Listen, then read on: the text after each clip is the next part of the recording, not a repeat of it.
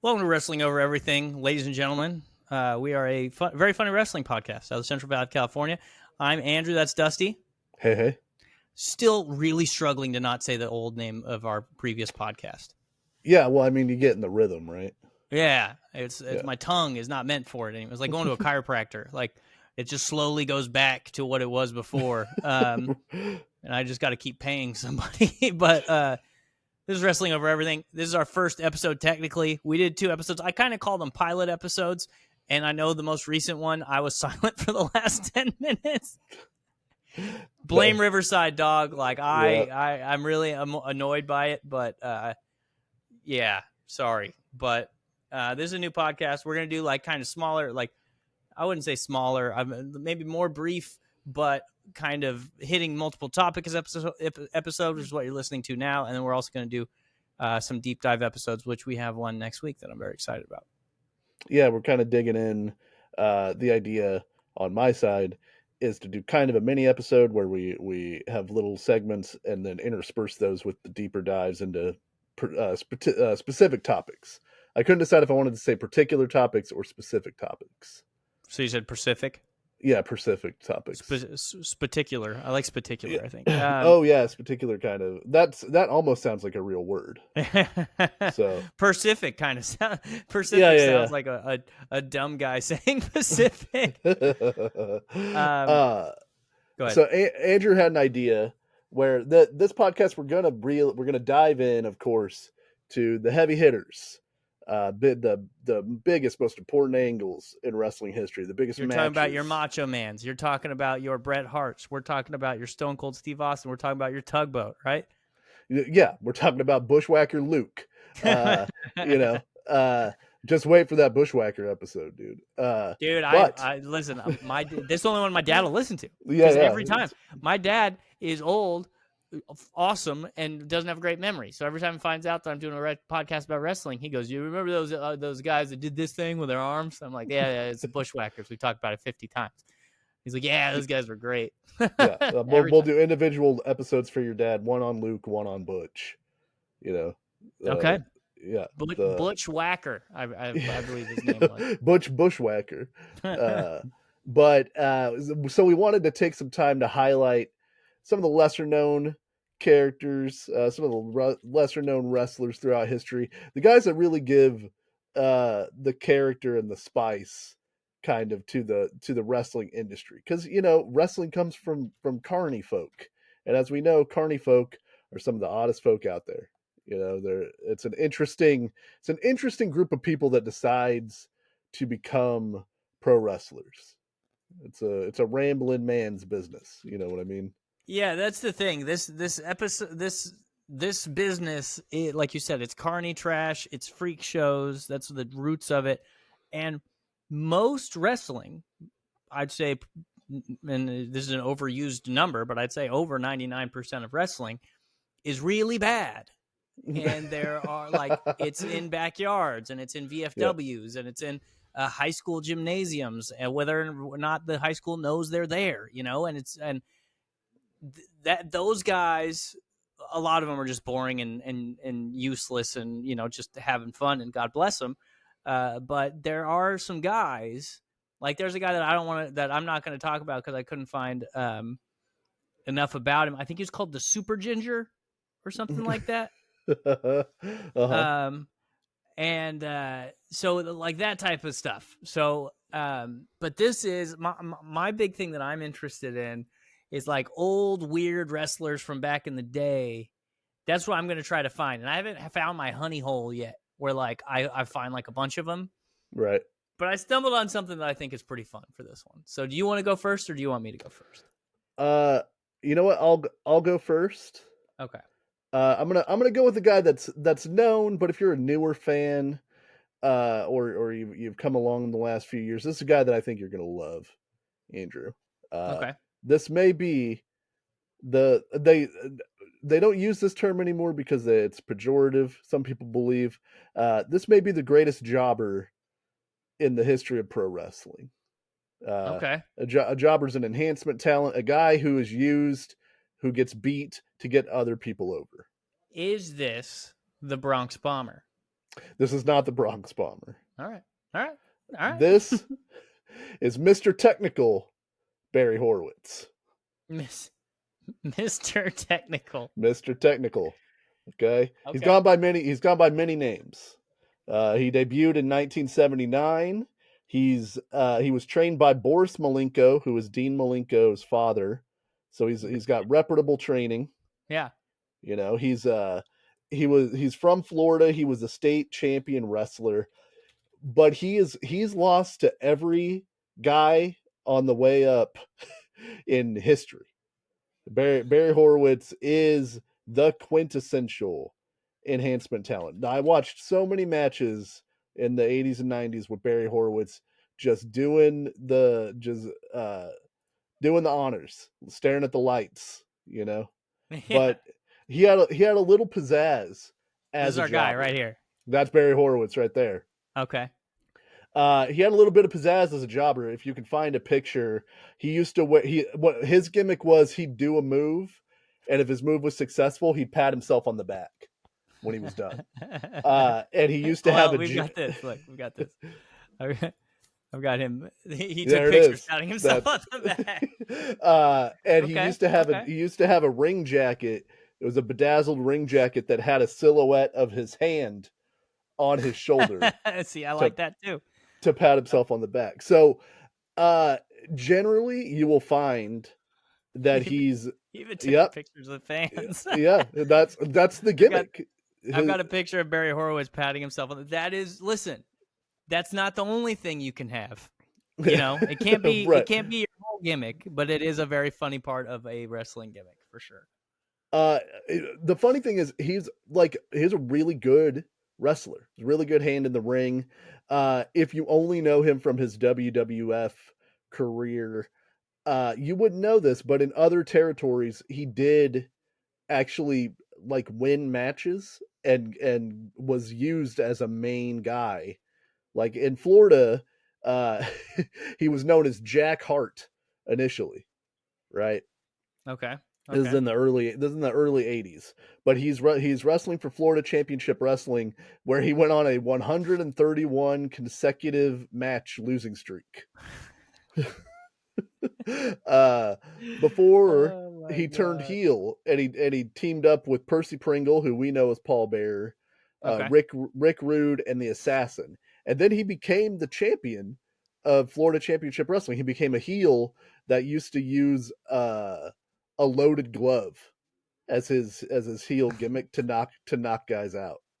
You know, That's and great. if you listen to Barry Horowitz, he'll tell you he heat for days from Horowitz. Like he'll tell you that people hated him.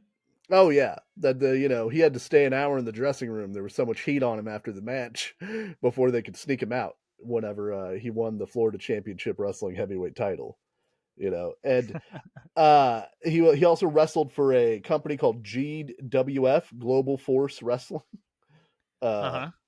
And with them, that's actually where I first saw Steve Austin before he went to WCW. He wrestled there. The 1-2-3 Kid wrestled there. A guy named Jerry Lynn. Global Force Wrestling? I think it was Global Force. It's GWF, which I believe stood for Global Force. That's Global Wrestling Force. Yeah. Because of GWF. Oh, yes. Oh, the Global Wrestling Federation. Yeah, Global Wrestling Federation. We got to start the Global Force Wrestling, dude. That's pretty sick. No, Global Force Wrestling. That sounds like what Tony Perkis from Heavyweights would start. Global Force Wrestling was started by Jeff Jarrett. That's why I got them. That's why I love it so much. Confused, yeah. They only ran for like 2 years, but they had a lot of different guys come in. Marcus Bagwell, Buff, as we know him. Yeah, dude. He's the stuff, I hear. Yeah, Booker T was there. Raven had some matches there, but he was in the GWF. He won 2 matches in a row, and then he started trying to sell the tape of those matches for $50. Like that was part of his gimmick. Finally, the great Barry Horowitz won 2 matches. That is a very very Horowitz thing to do. Well, and then he dubbed himself the winner. He became a heel. Yeah, Love that too. and I think I love this guy. he would leave the GWF as a 2-time light heavyweight champion. So, like, in these other promotions that didn't get as much play as WWF, he was actually used not on top or anything like that, but he was he would actually be given wins and storylines and stuff. But in the WWF, straight enhancement talent for years, just losing to everybody. And then in 1995, one of the angles I remember a lot was in 1995. He's wrestling the new hot prospect, Body Donna Skip, who is Chris Candido.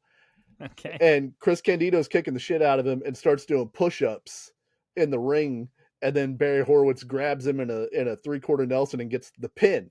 His first canonical victory Was in the against Chris WWF Candido. was against Chris Candido. And that became a storyline where it was like, of course, Candido says he can't beat him again and is like, if you last 10 minutes in the ring with me, we'll have a match at SummerSlam. So now Barry Horowitz also gets a pay-per-view match. Like, for the first time that in history, he's I on love it. pay-per-view. And they kind of use him as a low, like a low mid-card guy. He has a couple of storylines. He's in a really great match at the 1995 Survivor Series on one of the teams. And he's just a solid guy that you saw for years and years. He wrestled after he left WWF. He went to WCW from 1997 to 2000, just wrestling on their Saturday program that not a human being on earth watched. WCW Saturday Night, that's Barry Horowitz's show. Yep, he's getting human torture racked. There's him getting human torture racked by Lex Luger, who Yep. doesn't seem to be breaking a sweat. I'm sure this was very early in the match. He wrestled the likes of the Disco Inferno, Wrath, Alex Wright. He was part of Goldberg's undefeated streak twice. He got beat by Goldberg 2 times. I'm surprised it wasn't more. That streak was pretty long. Yeah. They just keep recycling Horowitz. Like armbar on the list of holds. Yeah. And he's like, so he kind of, after WCW went out of business, he just kind of occasionally wrestles, but he's still around now. I listened to a shoot interview with him today, and the problem with Barry Horowitz, who I love, is he's the nicest guy. He doesn't have any like salacious stories, and he's not telling shit from the road or anything. He's just a nice guy who liked wrestling. He apparently loves Subway sandwiches. So that's something. Ugh, that's the first knock against him. He's a certified sports nutritionist. And he was called by Dutch Mantel one of the 3 cheapest bastards in the wrestling business. Of course. He's a jobber. Hey, yeah, Dutch, he's got pay for Barry's food. He's probably not going to be here next week. Look at him getting torture racked. Yeah. You see the man in the torture rack. Look at how hungry he looks. Yeah. So this is just a guy they don't have him anymore. I miss, like, there's a whole slew of jobbers from the 90s in WWF that were just there every week getting beat up by Bam Bam Bigelow or whoever the star was. And Horowitz carved out a little niche for himself by having like a mini gimmick, which I loved. The pat on the back and the jacket, everybody remembers that. Like like he still left a mark, even though he's only losing these matches. Yeah, and you're right. There aren't jobbers like this anymore because the people won't watch. The people don't want to watch like Cody Rhodes squash somebody every week in and week out, which I think is what they should do. I think Raw should be 1 hour, maybe 2 hours. Yeah. You have some storyline shit, and then Roman Reigns pulls a jobber's pants down and smacks him on his bare behind, and then it's over. My wife and I, when we watch AEW, sometimes AEW has enhancement matches, and they'll just be 2 guys in the ring, and then somebody will be getting an entrance, and I'll be like, well, I wonder who's winning this thing. Yeah. Things don't look good for Bill Simons. Yeah. Whenever Lashley's coming out to wrestle him, but I miss jobber matches, and you like you said, it's a toothpaste out of the tube kind of situation where you can't go back to those things because the audience isn't trained for that. But like it, when you watch those matches, it's getting over the stars' moves. They can talk about the storylines. You give the jobber a little bit, and then a dude hits his finish, and that starts getting the finisher over. You know, Well, and there's go ahead, sorry. no jobber match ends in a small package.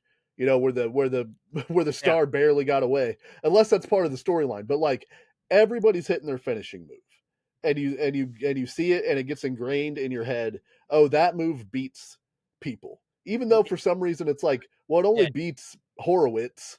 Everything beats Horowitz, but you know, it Well, like the guys at the top have to be a little tougher, you know. That's the thing, and there is a modicum of charm because we've watched a good amount of squash matches. We've watched some jobber guys, like maybe not a whole lot of them, but we watched like quite a bit of like 1997 and like all yeah. the old WCW and WWE and stuff. And there is a little bit of entertainment by watching the goat in the cage getting rolled to the ring Right. so Big Van Vader can beat the shit out of him, you know. And the Yeah. guy's like trying to act like he's all confident. He's got a bad mullet and he's patting himself on the back. And then, like I said, he poops his pants, and then Yeah. he gets taken out on a stretcher while the star does bodybuilding flexes poses in the ring. Like Yeah. it's a big part of professional wrestling, especially weekly TV professional wrestling. And we're going to talk about, because after this we're going to do a little bit of like news and stuff after I talk about my wrestler, my guy. We're going to talk about some toothpaste out of the tube stuff during Yeah. that, I believe. But like, I don't know, I think wrestling was better when they didn't have to do 4 hours of primetime amazing television every week. And I don't want to start off this entire freaking new show on me being an old man yelling at clouds. So let me Right. just get to my guy. I love your guy, Barry Horowitz. He's a real We one. I need to write him down for to the be in the Idel Wrestling Federation. no, 100%. we stand a legend, you know. Oh, he was also voted the most inspirational wrestler of 1995 by Pro Wrestling Illustrated. So Just he's because got just because he lost a bunch of times. well, It because he kept finally coming. won. That's Oh, the he year won he when he finally won. Okay. he beat Skip, you know. And who No, among us I wouldn't have been able to beat Skip. I didn't So know Candido was in the WWE before like he became Chris Candido. well, he was Candido, and then he got called up to WWE, and they gave him truly one of the worst gimmicks. Like no one could have gotten over with this gimmick. Or I mean, I guess that he got over to a degree, but like the Body Donna Skip stinks, you know, and he's like in a I've always bodysuit. hated the Body Donna thing, the Body Donna name. Yeah. I don't know So why. It just makes me uh uncomfortable. but yeah, I mean, and clearly they didn't think a ton of him because they picked him as the guy that Barry Horowitz finally gets to beat, you know. Like not to keep bringing his name up, but it's like It certainly is true. Bam Bam Bigelow's not jobbing to Barry Horowitz, you know. It certainly is Like true. It certainly is. and he's supposed to be a face in the doo-doo heel, but it's like it just kills you. If all I've ever seen is Horowitz getting murdered, Yeah. and then he you know he beats Skip, and then Skip can't beat him the next week. You know, it's a good storyline for Barry Horowitz, but it's killing the new guy that just came in. It's great. I love it. You got Yeah, to kill a new guy every once in a while. See if you can yeah. put Well, yourself in the corner like Bill Burr. See the, if you can work your way out of it. that's a Tony Khan. That's a Tony Khan booking philosophy we could talk about someday. I'm sure. Well, I mean DDP as well. Mm-hmm. Oh, one of the hottest guys in this wrestling organization that I just acquired. Let's make him a stalker and Yeah. potential R word. I don't know if you want to Yeah, say yeah. it. It It could rhymes be. with racist. Yeah, could be Probably the any. only thing that's worse than racist. It's no good R word. Whichever one you think it is, it's a bad one. Yeah. Yeah, it's just, you know, but I enjoyed that story. It's like Rudy or you know, the Little Giants, where like all it takes is one time, you know. One time. Horowitz can beat you one time. Yeah, I love it, man. I'm a fan. We need to find an excuse to watch a Barry Horowitz match at some point. I almost sent you Put that one in your notes. just for that, but yeah, well, next time we're profiling somebody, I'll try to find his Try to jobber find a match. Horowitz match. Yeah. Okay, great one. I like that one a lot. Mine goes back a little bit further. Okay. I believe this guy was most active in the 30s and 40s. Oh man, talk about Carney days. Dude, this is I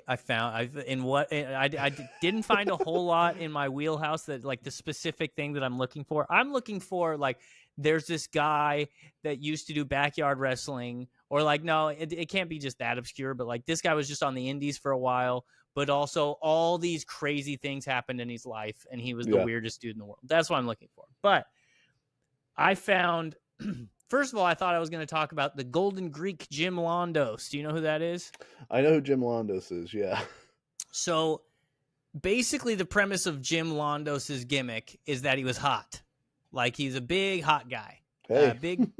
Oh man. And he's a good looking man. And he's built like if you saw him now, you'd be like, that guy's definitely on steroids, but I don't know if they had steroids at that time. So he's just right. He's like Charles Atlas built, you know. He was just eating horses or something like that. Yeah. I don't know what was old strong men have like such a weird body type for being in shape, where it's all like barrel chest and like their pants are up to their abdomen anyway, so you can't really tell if this dude's in good shape or not, but they all have this pose, like oh yeah, they look like in the way of the button I gotta hit, so I gotta. Yeah, there he is. That's moron. Yeah, look at this. Look at this guy. So that's Jim Londos. Just an Adonis of a man. He's got everything going on for him. He's got the pecs. He's got the belly sucked in. He's got the hair. That's Jim Londos. But so his thing was that, very funny, one of my favorite things about old wrestling is they would just Jim Londos, good looking guy, hot guy. Who do you put a hot guy up against, Dusty? An uggo. An ugly guy. That's just all it was. It was just certified uggo. So they basically would have what they called they promoted them as Beauty and the Beast matches. And it was just Jim Londos wrestling an ugly guy. Yep. And from towns over, people would come. We're gonna get to see an ugly guy get beat up.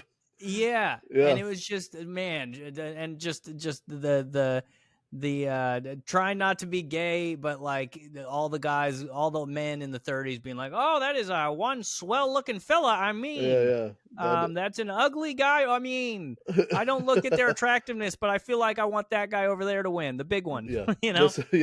This guy's in good shape. This is yeah, exactly. I want him to be paid for he obviously has a better work ethic. My dad, when he watches sports, is all about the work ethic.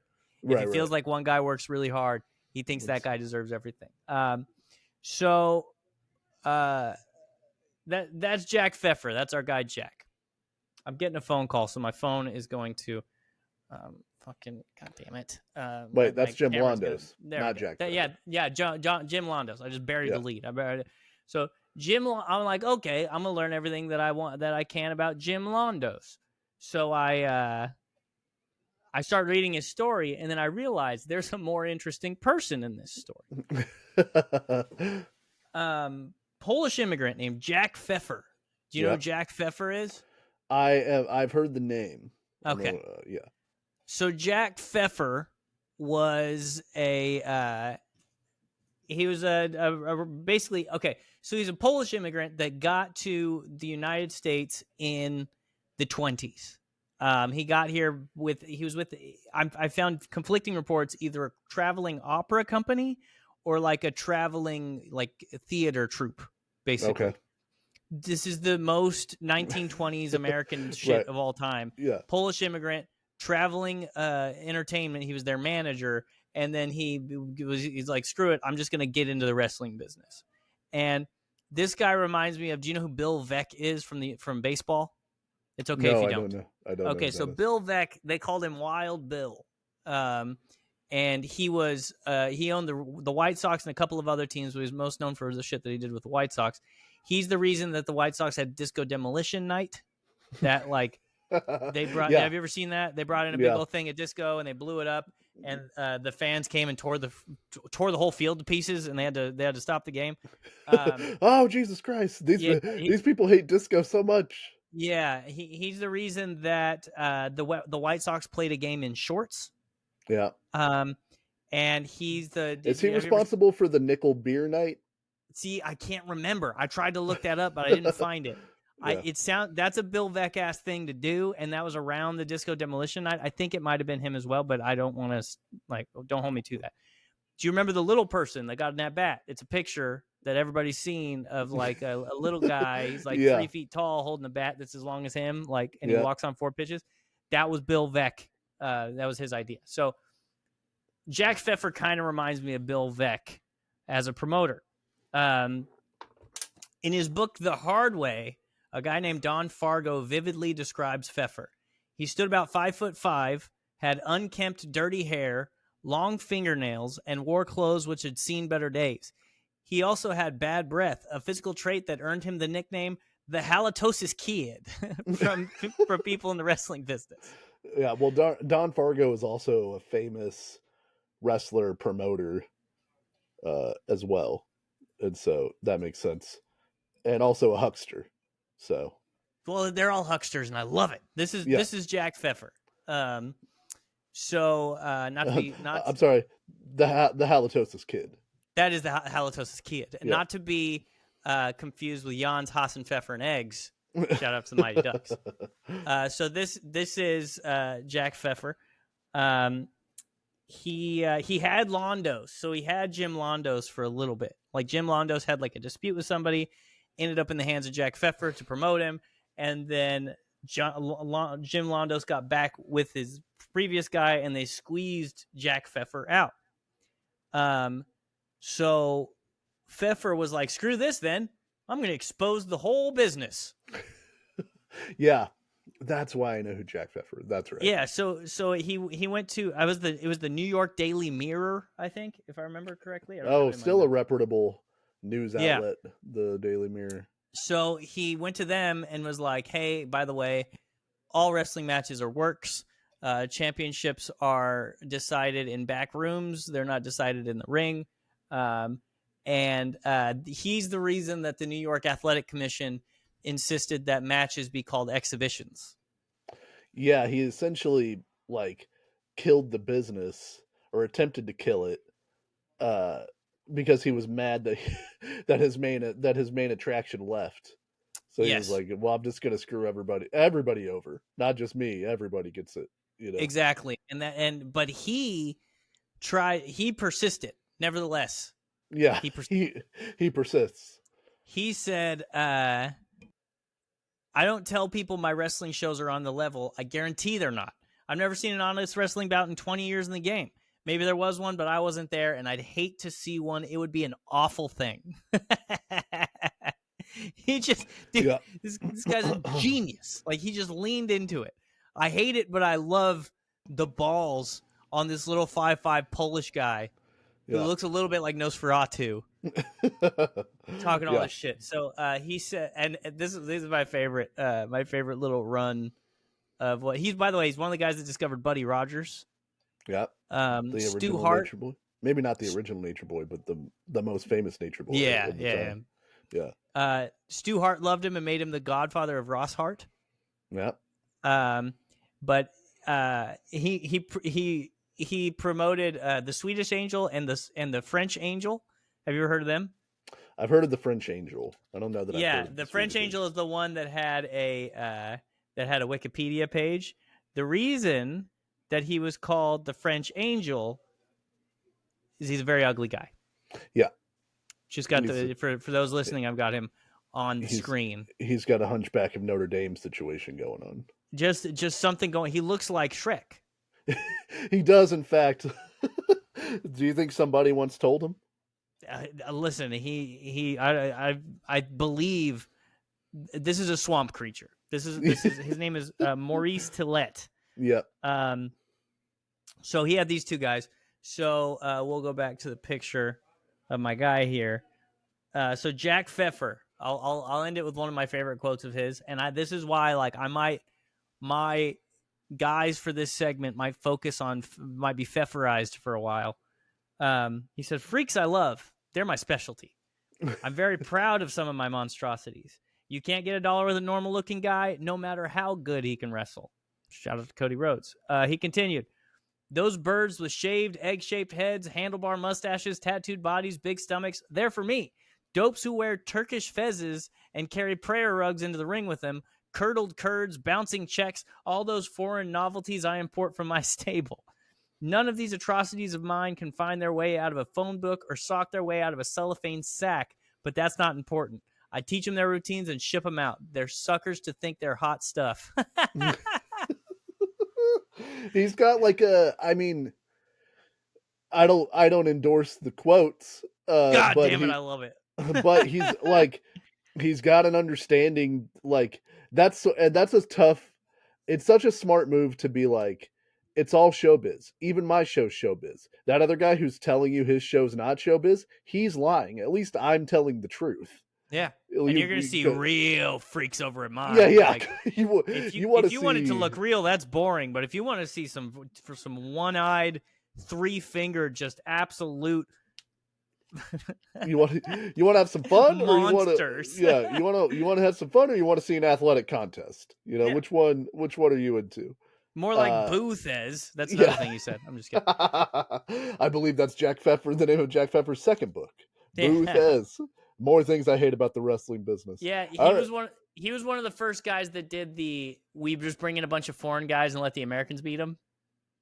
Yeah, it's very funny because he's a foreign guy, but right. Well, it's the guy, the manager, the Colonel, the manager for Elvis, also foreign guy who got attached to Americana, Elvis guy. That's a classic formula. It's perfect. Yeah, they still do American guy beats foreign guy now. It's one of the hallmarks of pro wrestling. It's tried and true. Listen, if I know two guys, and I'll completely admit this.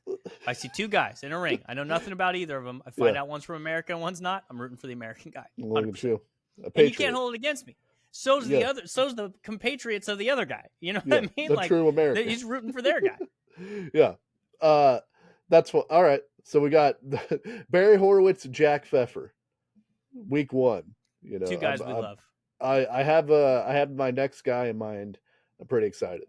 Okay. Get to do some additional research. I wanted to hit some quick news points since we last recorded. Some things have happened. The WWE bought Triple A, the Mexican wrestling company. This is pretty interesting, at least from the business side. For a lot of years, WWE's intention, I think the UFC kind of did the same thing. They wanted to set up companies or essentially set up territories like in the old system, but in different countries to cultivate the talent in those countries. Set up a NXT Japan and an NXT Europe and an NXT Mexico and all of these things. But come to find out, that costs a lot of money to start it up and to get it going. And you're competing with the natural or the more homegrown companies in those regions. So like NXT Europe kind of went by the wayside. But if you buy AAA already has its foothold in Mexico. It's been a company for almost 40 years. I believe they started in 1992. They're one of the biggest companies there. So now you have a place to cultivate this talent, to send people, to call people up. And you didn't have to you had to buy it, but you didn't have to do any of the legwork of setting it up. Do you think that we'll see an influx of luchadors? I think that what's going to happen is they're going to take the best guys. There's El Hijo de Vikingo, now known as Vikingo, who was already at WrestleMania. This guy's wrestled on AEW like 10 times, 10 plus times. He works for WWE now. And Is he a masked wrestler? no, he is unmasked. I was gonna say because he didn't have a mask in the ring. I was about to Yeah, be like, what the heck is? I mean, in the ringside. but he's tremendous. He's a great luchador.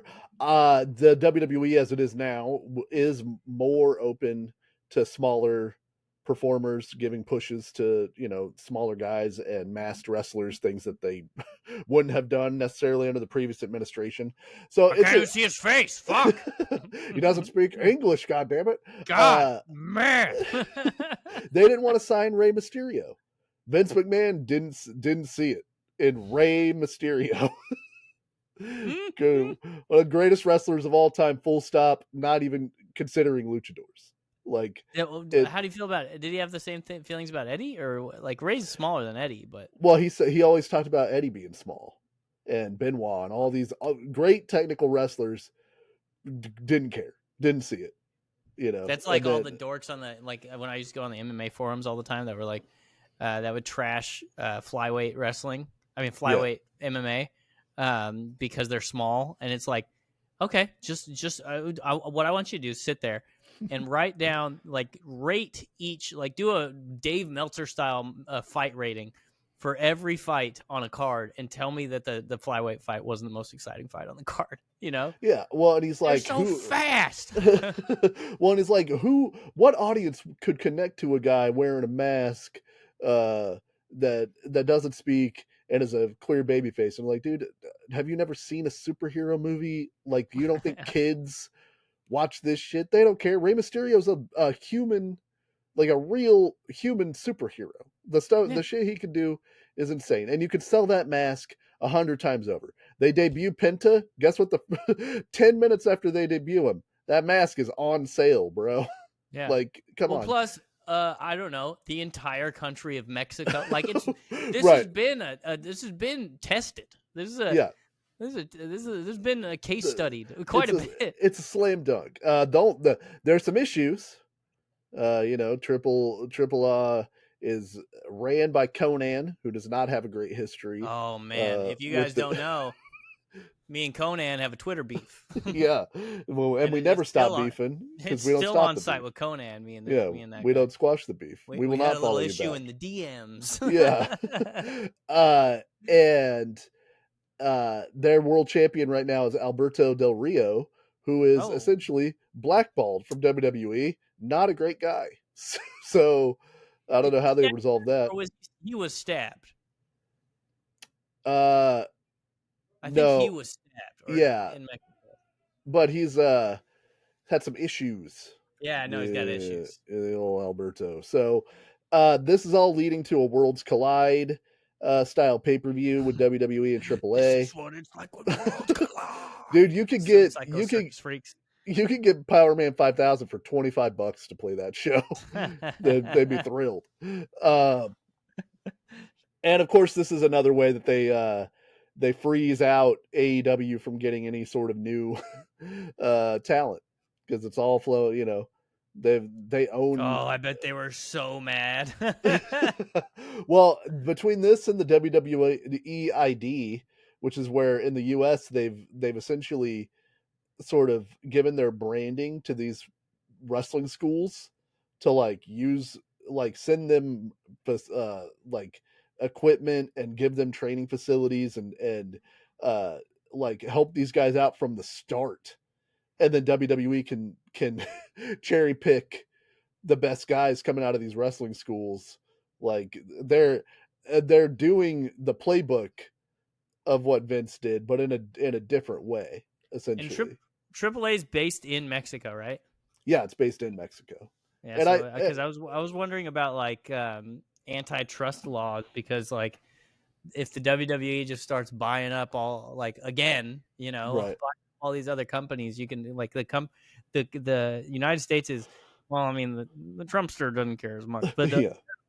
the United States is cracking down on like these super monopolies in sports and stuff. Yeah, but they're in Mexico, and I doubt the WWE is really like going down there for like the day-to-day operations. I doubt they're going to take that over, but I No, think it's a farm system essentially. of Yeah. like who are your top guys, who's some guys we could send down there for seasoning, or you can rotate somebody out if they're stale on your TV, send them down to AAA, let them work on some stuff, and whenever AAA gets a guy over, guess what? Now that guy goes to WWE. So uh, on SmackDown this last week, there was a TLC match between the Motor City Machine Guns, the Street Profits, and DIY that I watched. I saw a clip where one of the Street Profit guys used a dude's prosthetic leg to beat to beat up his opponents in a spot. That's right up my alley. A guy from the crowd. Yeah, a guy from the crowd threw him his leg. He goes, "Use my leg," and threw it to one of the Street Profit guys, and it's tremendous. Yeah, I'm in. if that was on the fly, give that guy a raise. Give Yeah. Montez Ford a raise. If I was wrestling, they'd be like, "Oh my God, he hit him with the baby." Yeah, You just grab a baby by the legs and just whack somebody over the head with give me that purse. it. A really great match. Like they were talking about this match didn't go on WrestleMania, so these guys had something to prove. This match wouldn't have got as much time on WrestleMania. Probably still would have been really good, but this was really great. You can find it on YouTube. You don't have to watch all of SmackDown. The rest of SmackDown pretty boring, but this was a really great match. Aleister Black also returned. Aren't we stoked for Aleister Black? Yeah. I've seen just another fucking Viking guy. Like, we just don't. Yeah. Like, I understand he's a good wrestler.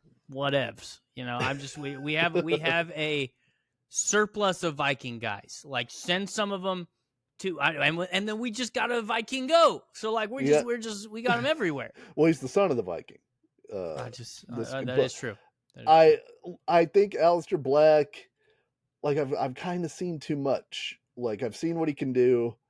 I think he had potential, but now he's much older than he was the first time around. His AEW run was not all that inspiring. So we'll see what happens. His first feud is with The Miz. So whatever that does for you. But he's back. You know, I'm a big Miz Mark. Yeah. Miz Marquee. Yeah, that's the name of your production company, Miz Marquee. Yeah, Miz Marquee.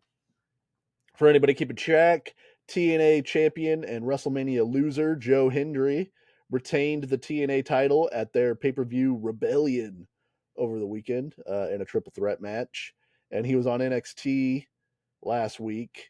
So like they're kind of keeping him warm. It truly doesn't matter. Like I don't know that nobody saw Joe Hendry on Sunday that didn't already know Joe Hendry existed. You know they got to Joe Hendry existed. You got to believe in him. That's what.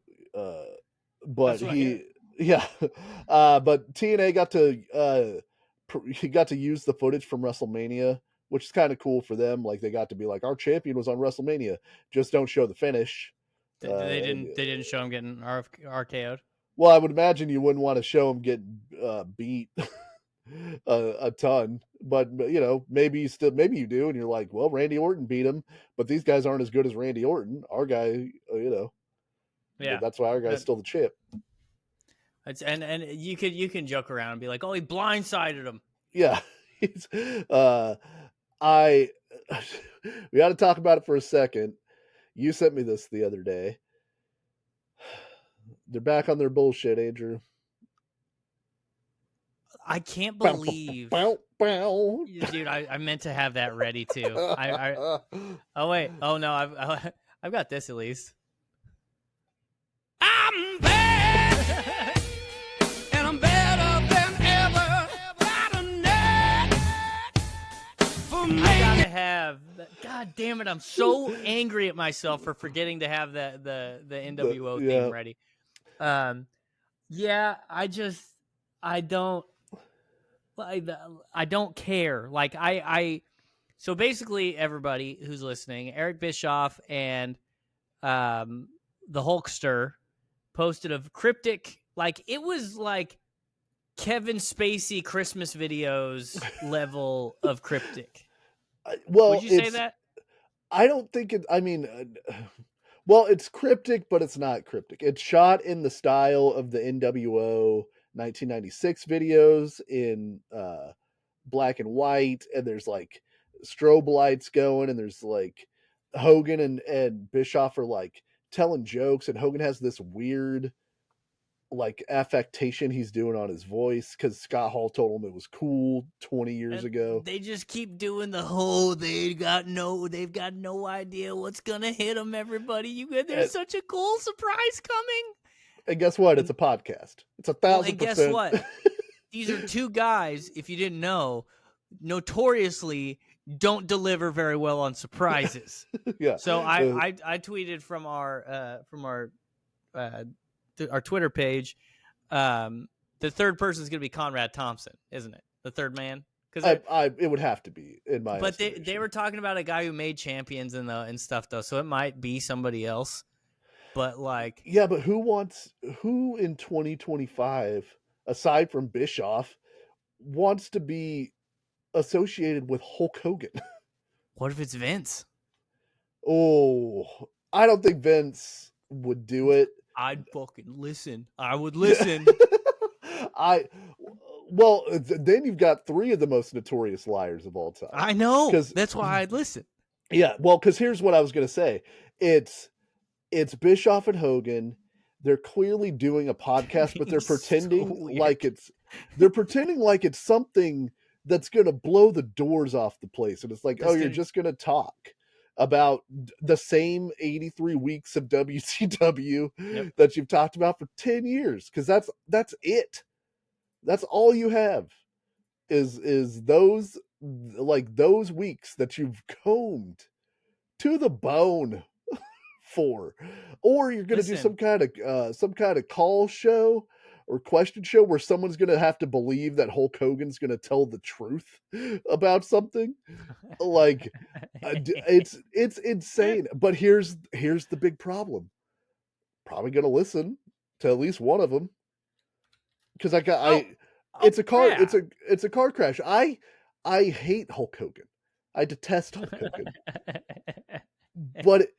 but listening, well, I don't know that I will. Actually, it would be fun to have someone who would challenge Hulk Hogan on his bullshit. That's what I would be interested in. I'm not interested in Bischoff yes-anding. I body slammed Andre when he was 800 pounds, brother. Like, you need the fact checker at the bottom. You need the ticker at the bottom to fact check the Hulkster. I don't know, man. I think I would. I think I would listen. I think I don't want it to be real, but the only thing worse than them doing a podcast is if they were like, guess what? We're launching a new wrestling company. Like that would be with Vince. That's where Vince would get in. I know. I don't know, man. You're talking about three of the least likable people in human history. These guys suck ass, and that's why this is funny. So this is the thing. Whatever they do, it's not going to be good. Hulk Hogan, even more so than Eric Bischoff, Hulk Hogan is incapable of doing anything that's good. From like, what would you say? From like 1990, from when he turned heel on, has he done a good thing? No. Well, how long had it been when he turned heel since he did a good thing? I think we're talking about like a 6-year gap from when he turned heel. He had a great performance in the video where his son got a DUI and he showed up with a walking stick. There's the Hulk Hogan versus The Rock match from WrestleMania 18. That is truly people like that one, don't they? That's truly one of the best matches of all time. We got to watch that because I don't think I've seen that. Yeah, we'll have to watch that one. It's on the list. But I don't get it, man. They're still trying to act like they're on the cutting edge of cool, and like Bischoff really knows anything about like he knows more about how to run a pro wrestling company than I do. That is very true. He's ran a successful one for 83 weeks. He did 83 weeks. He did it, dude. But it's more than a year. But like his instincts when I've listened to his podcast are so wrong. Like it's crazy. And It's then, funny how often he gets like a little snarky and condescending at Conrad Thompson. yeah. But I actually I don't I agree with you that he is pretty often wrong. I do kind of enjoy listening to his podcast. I don't listen to it that much, but Well, I whenever do he's kind like, of enjoy there listening. needs to be more story. It's a 3-act structure, and I like to plan my stories in a 3-act way. And then Yeah, you're like, the well, what third about the act is Starcade. yeah? And they're like, well, what about Starcade '97?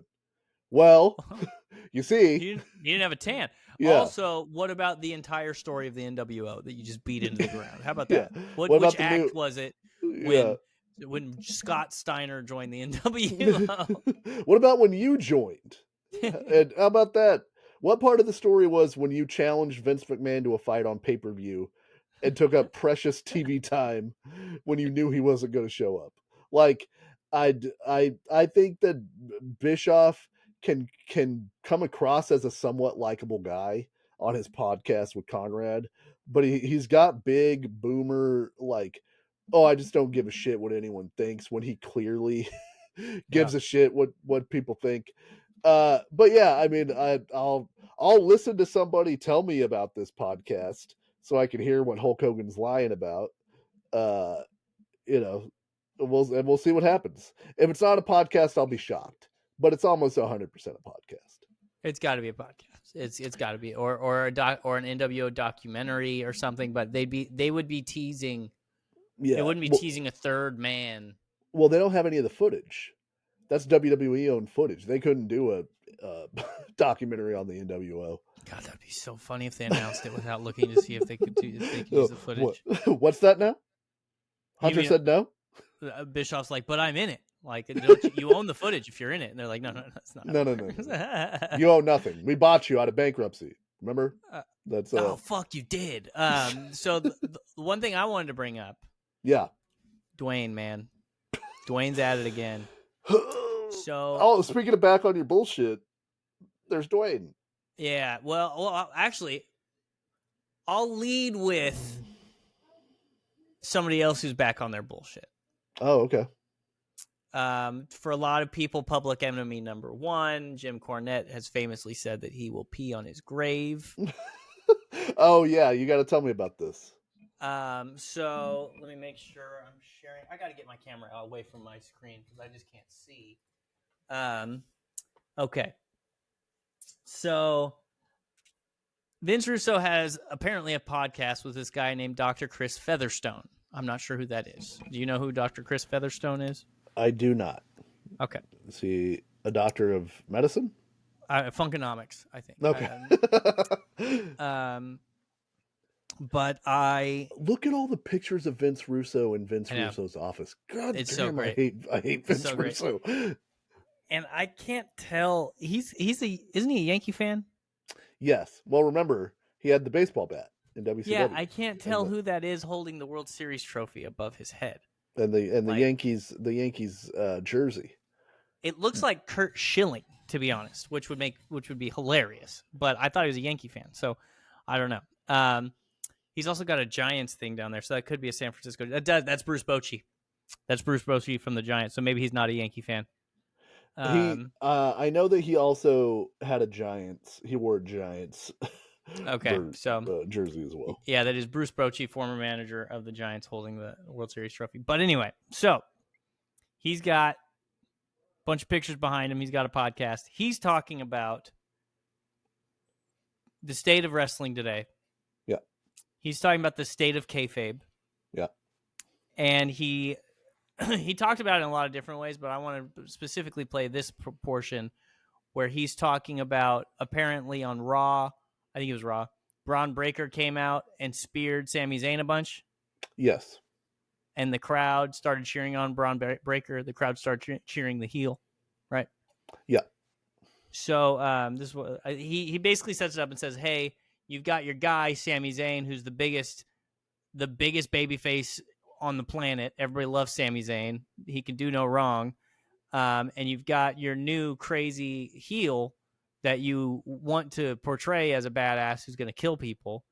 And the people are cheering the heel to beat up their favorite babyface, which he's right about.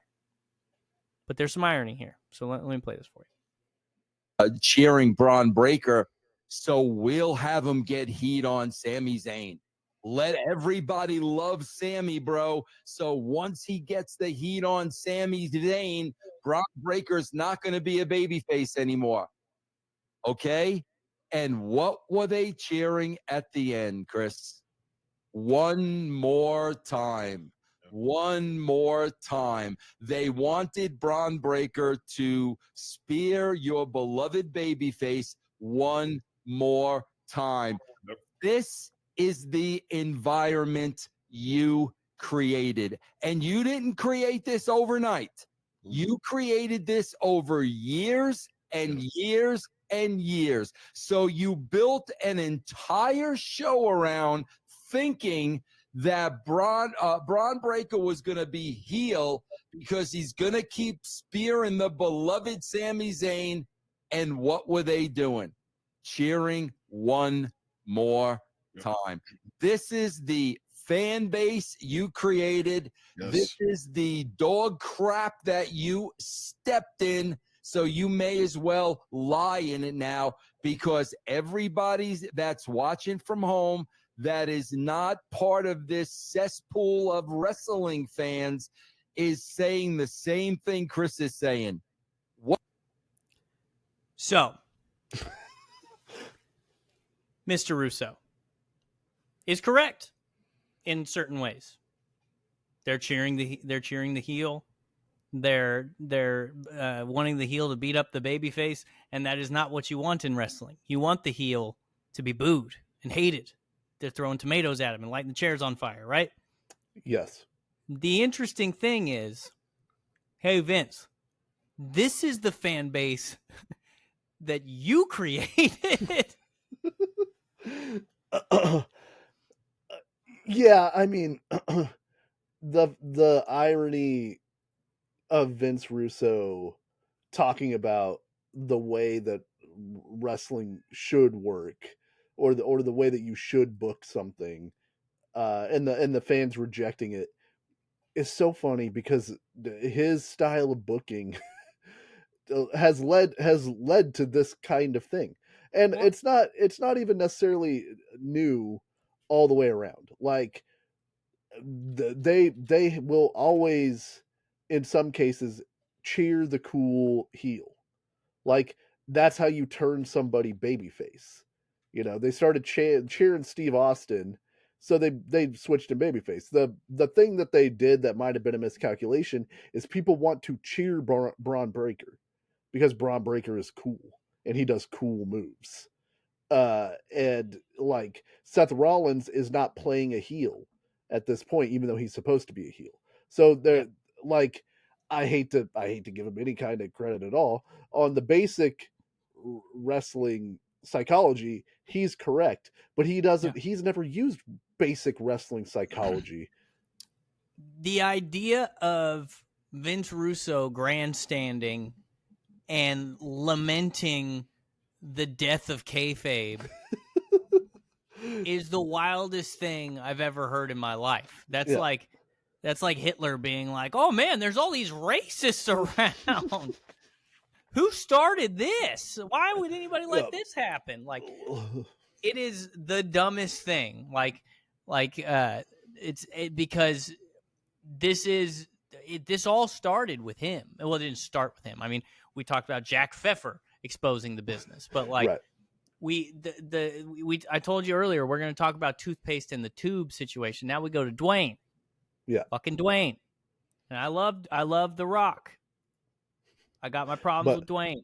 The Rock and Dwayne are different. Are different. It's two different things. Television's Dwayne Johnson is a completely different person than the Brahma Bull, the People's Champion. So a couple days ago, somebody posted a rant about The Rock not going to WrestleMania, and The Rock then going on Pat McAfee's show and talking like a fucking corporate zilch about, like, you know, referring to himself as the final boss over and over, and saying that he was called in to save the Backlash pay-per-view, all that stuff.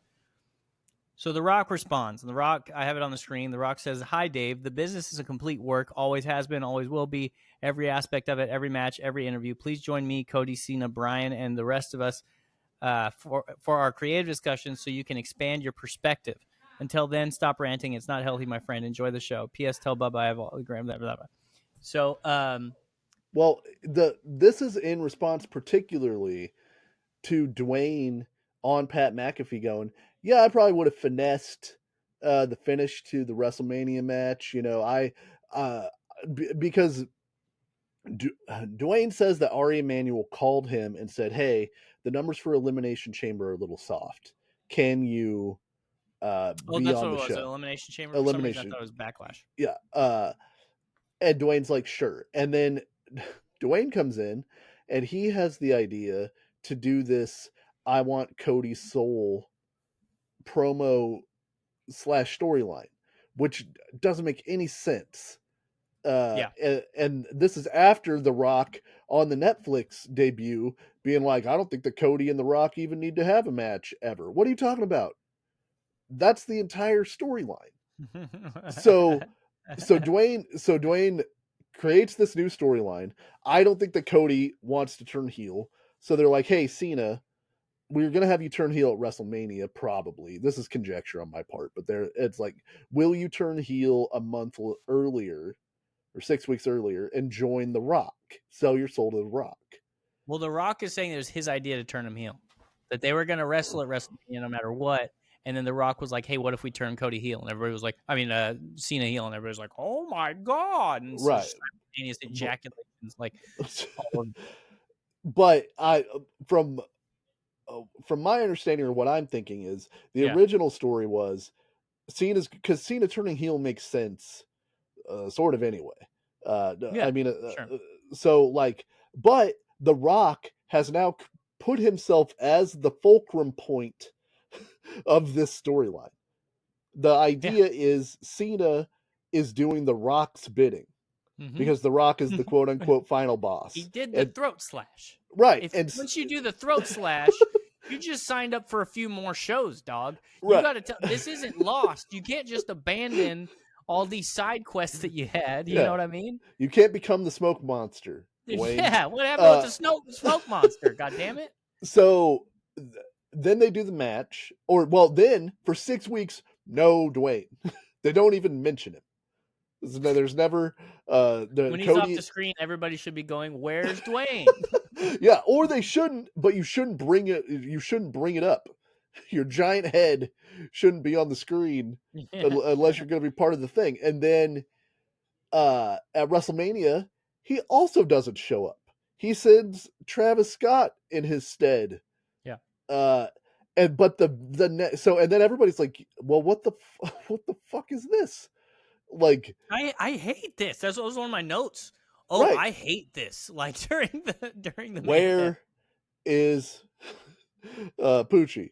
Like, and he died on the way home to his planet. But I wish, like, even if The Rock didn't show up, like, I wasn't even that mad about it. He should have. Like, it made the logical sense. I'm okay with those two guys settling it in the ring together. Right. But Travis Scott was just, what the hell are we doing? We haven't even explained why he's here yet. Right. Or why Cena decided to join The Rock. They like pivoted the storyline to Cena's mad at the fans. And so that, but then for the audacity to go on Pat McAfee's show and be like, oh yeah, like, it was my idea. And, he does this thing every time where he's like, my family grew up in this wrestling business. I grew up in this wrestling business. I love the wrestling business. Like every single time he's talking, he has to mention, like, my dad was a wrestler. My grandfather was a wrestler. I'm a wrestler. He talks about mana and his reverence for the wrestling business. Those are two things, and box office numbers. Yeah. And that he once had $7 in his pocket. That's it. But he's on the show going, yeah, I might have done something different, than what they did. But I called Cena and Cody beforehand and was like, the final boss doesn't seem like he's needed for this storyline. What are you talking about, dude? Like, well, it overshadows Cena winning. Cena was so fucking mad. Like it overshadows Cena winning his 17th title and turning heel. That should be the headline. He only turned heel because of you. Because the final boss told him so. You So son of a bitch. well, and then to not take criticism well, and then be like, well, all of wrestling's fake. You shouldn't get mad because it's all Exactly. fake. It That's the doesn't. weird thing No, about it. It's like, okay, the fact, hey, Dwayne, the fact that it's fake means that the story should make more sense right. because you get to decide what happens. Yeah. If you get to pick, like well, and it's the I don't know. It's the interesting thing about wrestling is there's not really a 1-to-1 comp for me, right?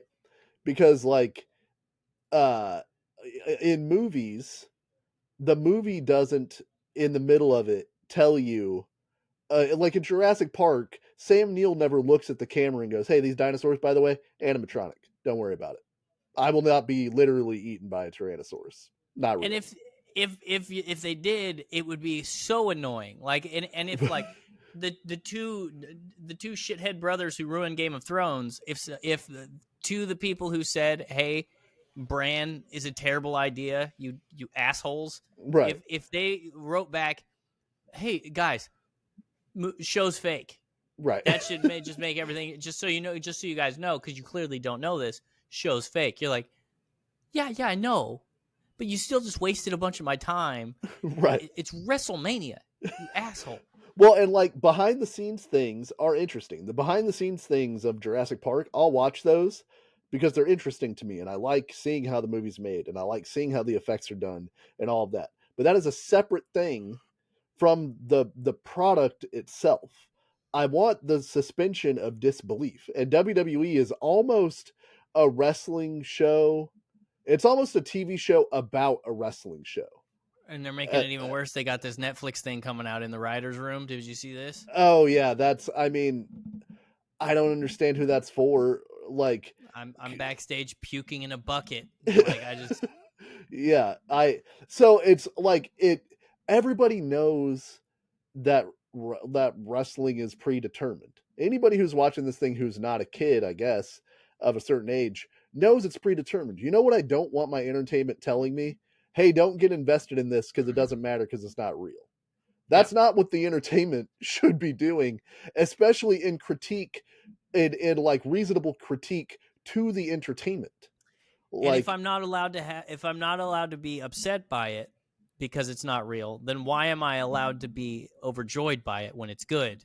right? Why should I care about it either way? If Cody Rhodes finishes the story and wins the world title, that should also be a meh because he didn't really win it. That doesn't matter. Yeah, it's fake. I'm not allowed. I can't have any emotion about this because it's fake. Like, right? The most tone deaf, like Hollywood bullshit response, and it's just I really wish he would just go away. Like, apparently this Mark Curve movie is gonna be really bad, and like he makes awful movies now, and he comes in and ruins wrestling storylines. What he did with the bloodline was cool last year, leading into WrestleMania, all that Yeah, stuff. but he almost ruined that because that wasn't the original plan for that either.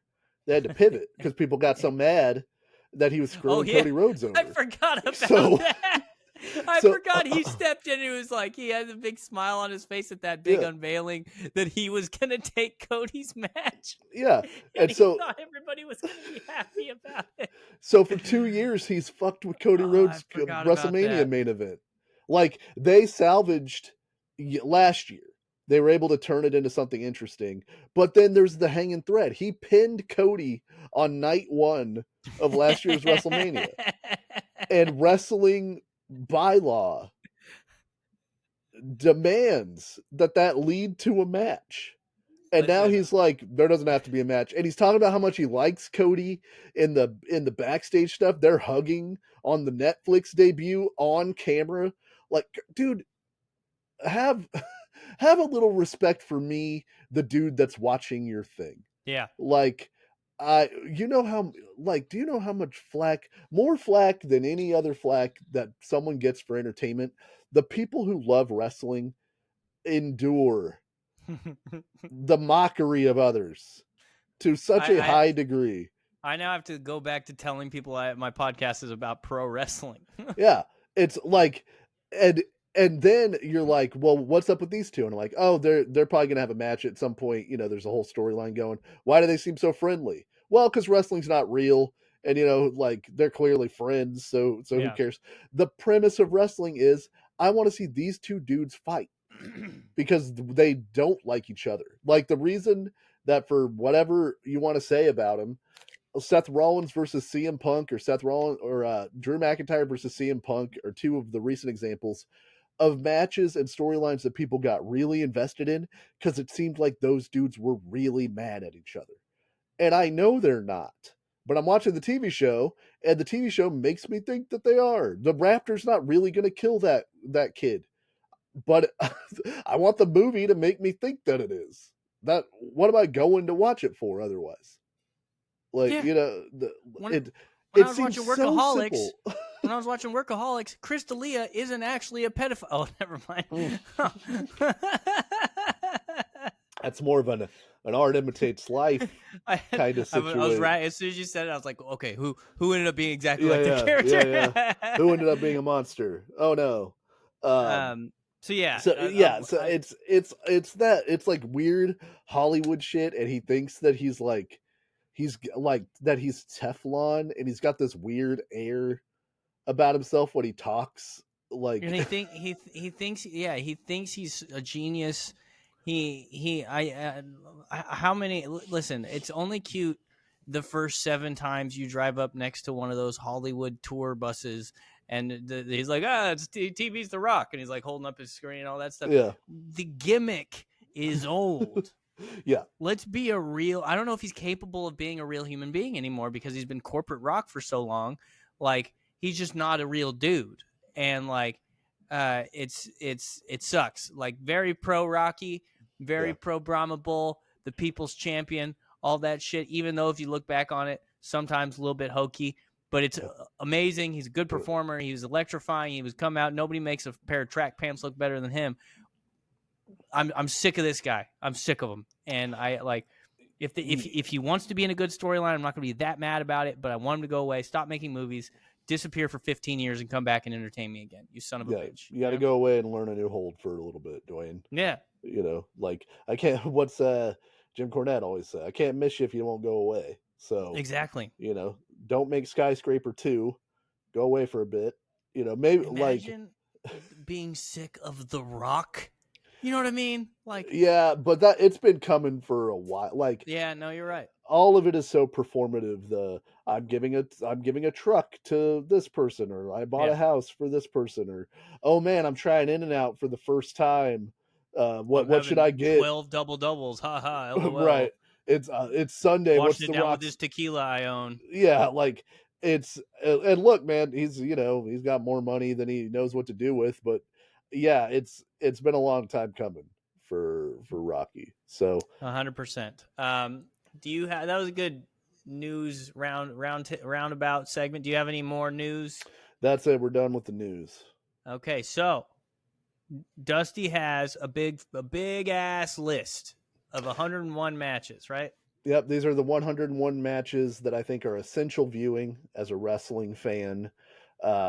This is I thought of the list. They're very accessible. There's not a lot of deep cuts.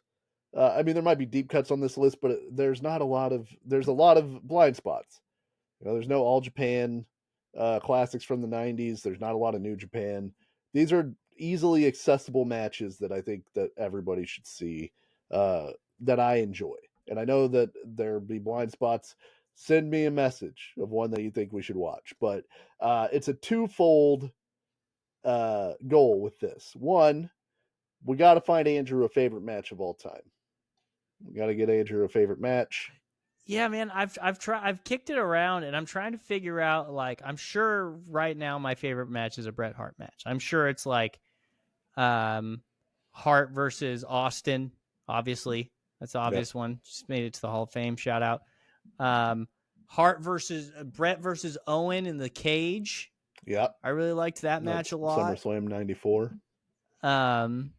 So I'm almost sure that my favorite match is a Bret Hart match, but yeah, we'll find it. Yeah. We'll find So it. Does it include those matches like that? yeah. The list is expansive.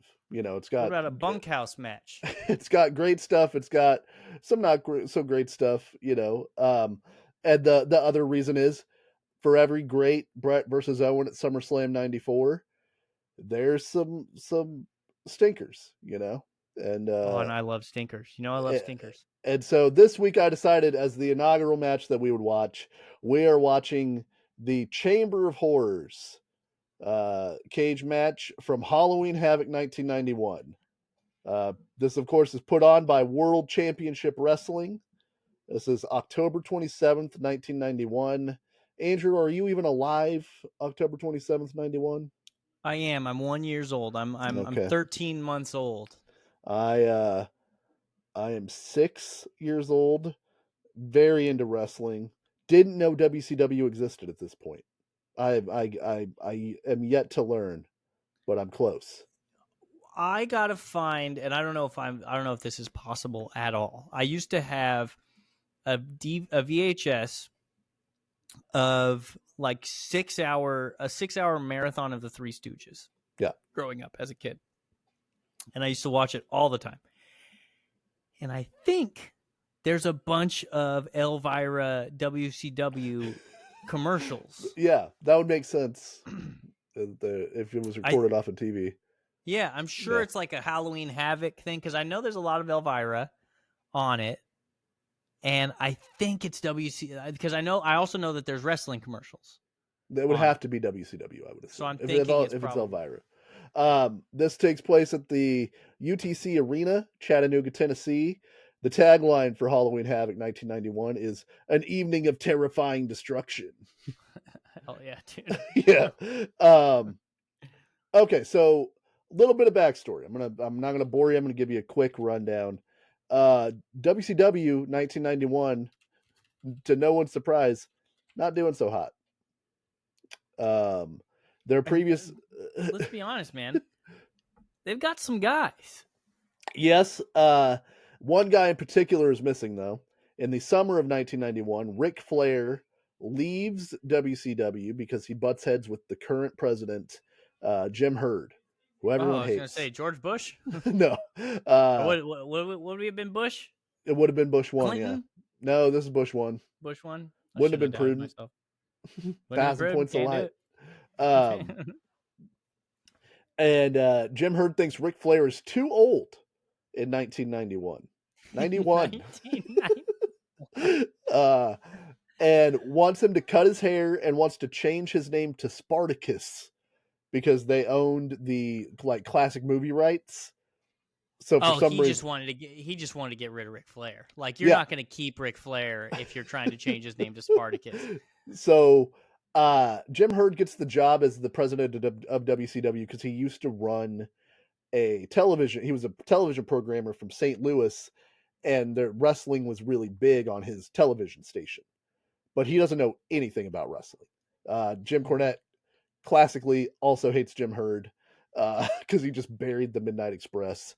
And so Jim Herd is not the pizza guy, is he? No, that's Kip Fry. He's next. Okay.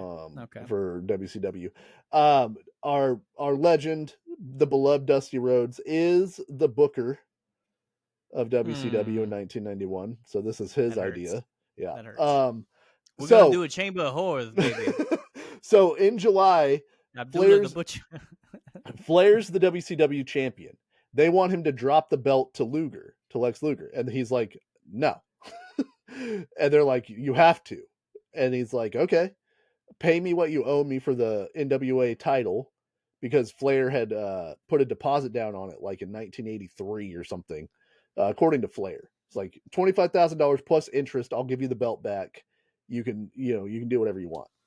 And they're like, they balk at this. So Flair leaves the NWA and WCW, goes to WWF with the big gold belt in fall of 1991. Yes, I was looking into this the other day. He got it back, but they don't know if it's the original big gold belt. It's at least a original one, because Sure. I don't know what I don't actually know. I can't say. I don't know if the belt that he has Kerry Von Erich's initials carved into it. Yeah. And he didn't know when he had it that it had. So he was at like a wrestling convention. Sorry for the segue. Oh no, He's go at a ahead. wrestling convention, and a guy in the crowd asks a question and says, "Hey," asks a question about the Kerry Von Erich's initials being carved into it. And Rick was was a dick to the guy. Was like, "You're a fool. You fool." I would know because I have the belt. It doesn't have Kerry Von Erich's initials on it, and like big league the guy. Then Flair, same day, does meet and greets with that belt, holding the belt. The guy who asked the question comes up, shakes Ric Flair's hand, looks at the belt, points at it, and says, "Hey, look right there, asshole!" And it says KVE. Yep, that's. And he still got the belt. A classic Flair situation. That's a really cool. Like, that's a grail piece of wrestling memorabilia. If you could get the NWA title belt with Kerry Von Erich's name, initials like carved into it, imagine all the places that belt's been. That's well, Kerry Von Erich only had the belt for like a week and a half, so that's I know. He made. You know exactly when that shit happened. Yeah. He knew they were going to get rid. He knew that they were taking that shit from him. So he's like, "I'm not going to Japan. They're taking this belt off me pretty quick." So they do a quick title change at Great American Bash 1991, where Lex Luger now beats Barry Windham. Neither one of them had the belt going into it, in a cage, and Luger turns heel. And at that show, famously, the crowd chants, "We want Flair," during the main event. So this is the next pay-per-view after that. Jim Herd's going, "His name's Spartacus." Yeah. So, no, I'm Spartacus. See, Flair, they want Spartacus. So I asked you to watch this from the beginning. The Chamber of Horrors is the opening match. Did you watch it from the beginning? I certainly did watch it from the beginning. So we open up with spooky intro where all of our wrestlers are ghosts. They just made them a little bit transparent. And they just turned down the contrast on the video. So you've got the Steiners, you've got your Stinger, you've got Abdullah. Abdullah Butcher makes me uncomfortable, and I think that's the point. Yeah, well, he's a the butcher. Look on his face, the way he chews his cigar, the crazy scars on his forehead. Like, and he's got big old weird titties, like. Big old weird titties, like they go down the side of him, like his chest is melting. It's because he's haunched his pants up too right underneath, like he's just a fucking weird guy. Yeah. So by the way, alive or dead, Abdullah the Butcher? Abdullah is alive. He's alive. He's 84 years old. Yeah. I looked him up. He's alive. Also had a famous barbecue restaurant that had to be shut down because old Abdullah, if you'll buy this for $1, hepatitis C. Oh, fuck. The old Abdullah. Oh, man. Yeah. Not hepatitis C. That's the one you want the least. Oh, fuck. I was hoping you'd say A. So, by the way, we did watch a match on this show before. Do you know which one it is? For our show, we did. Halloween Havoc? Yeah. 91? No. Mm-hmm. We did. What match did we watch? We watched the Halloween Phantom. Oh, that's right. Defeating Tom Zenk. Yep. Because we did a Rick Rude breakdown. Yeah, it's an old Rick Rude situation. So the show starts, and you have so Abdullah the Butcher and Cactus Jack are supposed to be maniacs that have escaped an asylum and roam the countryside. Like we're talking The Hills Have Eyes, The People Under the Stairs, like maniacs. But Eric Bischoff, young Bischoff, is in the parking lot dreaming of starting a podcast with Hulk Hogan. Oh man, one of these days we're gonna have a third guy. Yeah. I'm gonna start my second wrestling podcast. I'm gonna try to karate kick Larry Zbyszko one day, and the plate's gonna fly into the crowd, kill a guy, fly right out into the crowd. And Abdullah and Cactus pull up in a very reasonable sedan. It's nice little car. Yeah, Nice little car. that seems like a fun road trip. And You're gonna, Cactus just gets out and goes bang bang, and then just Yeah. stands there, just completely motionless for a second. I know that you don't partake anymore, but is Cactus Jack, Abdullah the Butcher, Eric Bischoff a prime blunt rotation? That's a nightmare blunt. Just Abdullah being there, I would Yeah. not want to smoke a blunt with Abdullah the Butcher. He I has would his own love to blunt smoke a for blunt. the Hep C situation. Yeah, Yeah. well, he chews on it. I don't Yeah. like how they chew on it. I would go Mick Foley. Cactus Jack seems like he would be a handful and a half. Yeah. Maybe on this show, if I could change it to Mick Foley, the Micker, Bischoff, and I had my third in my head. It's I think it's DDP. Oh, okay. I thought about Rick Steiner, but if I'm talking about this whole show, Mr. Rick Rude is on this show. Yeah. So, One of the maybe goats. actually Dusty Rhodes is on this show. Yeah.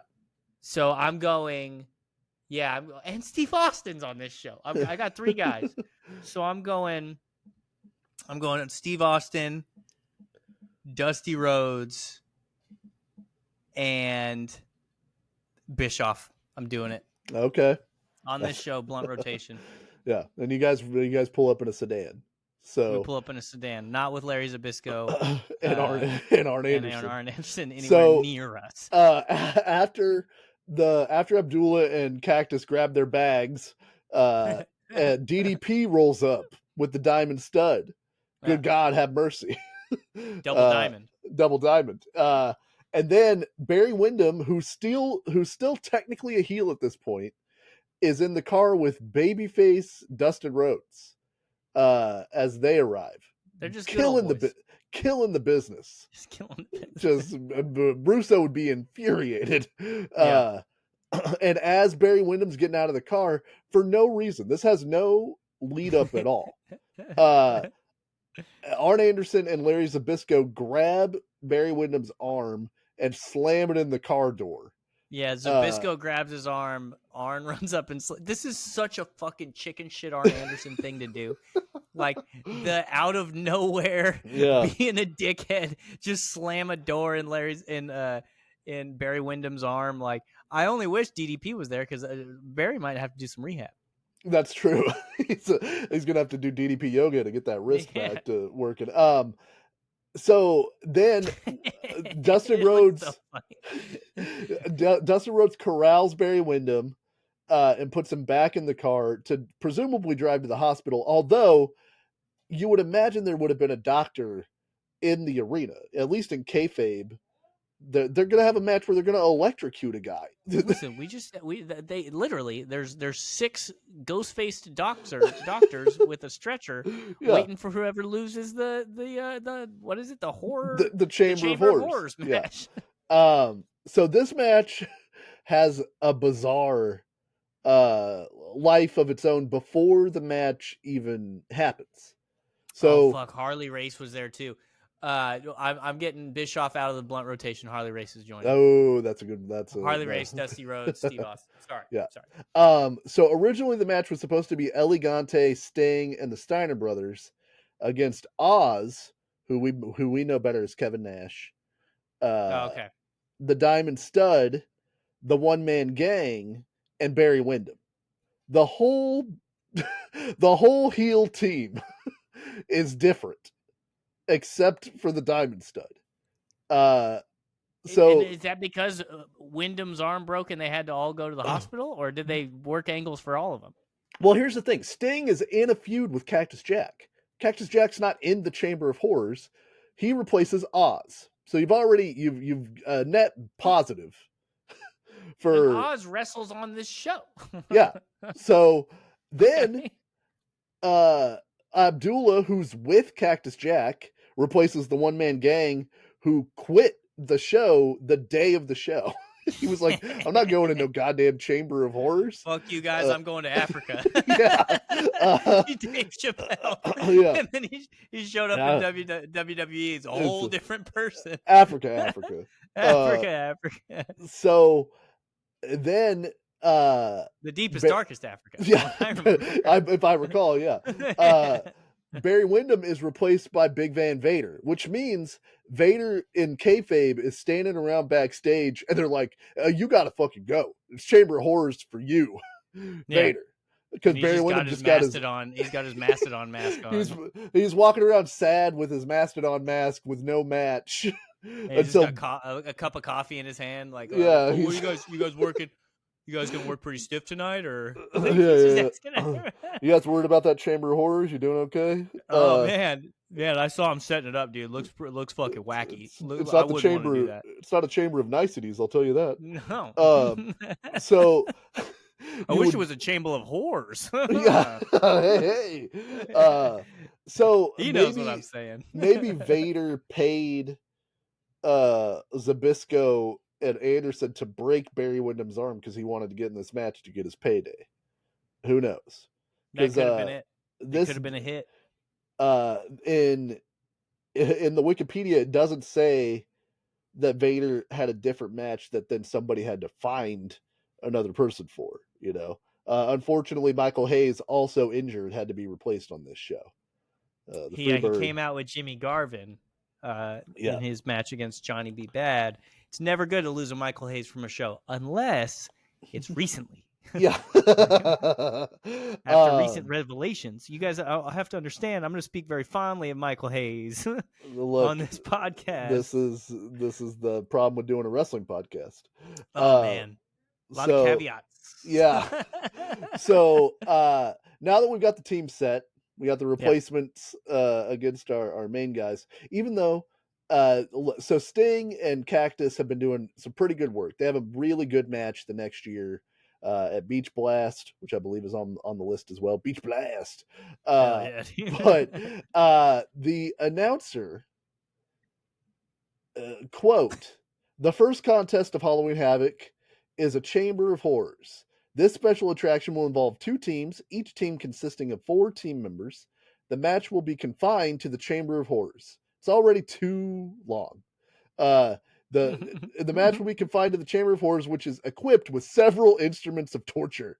The object of the match is to put a member of the opposing team in the Chamber of Horrors chair of torture and then pull the fatal lever, which will render one of the teammates helpless. They didn't want to. They put fatal in there, but they didn't want to put dead.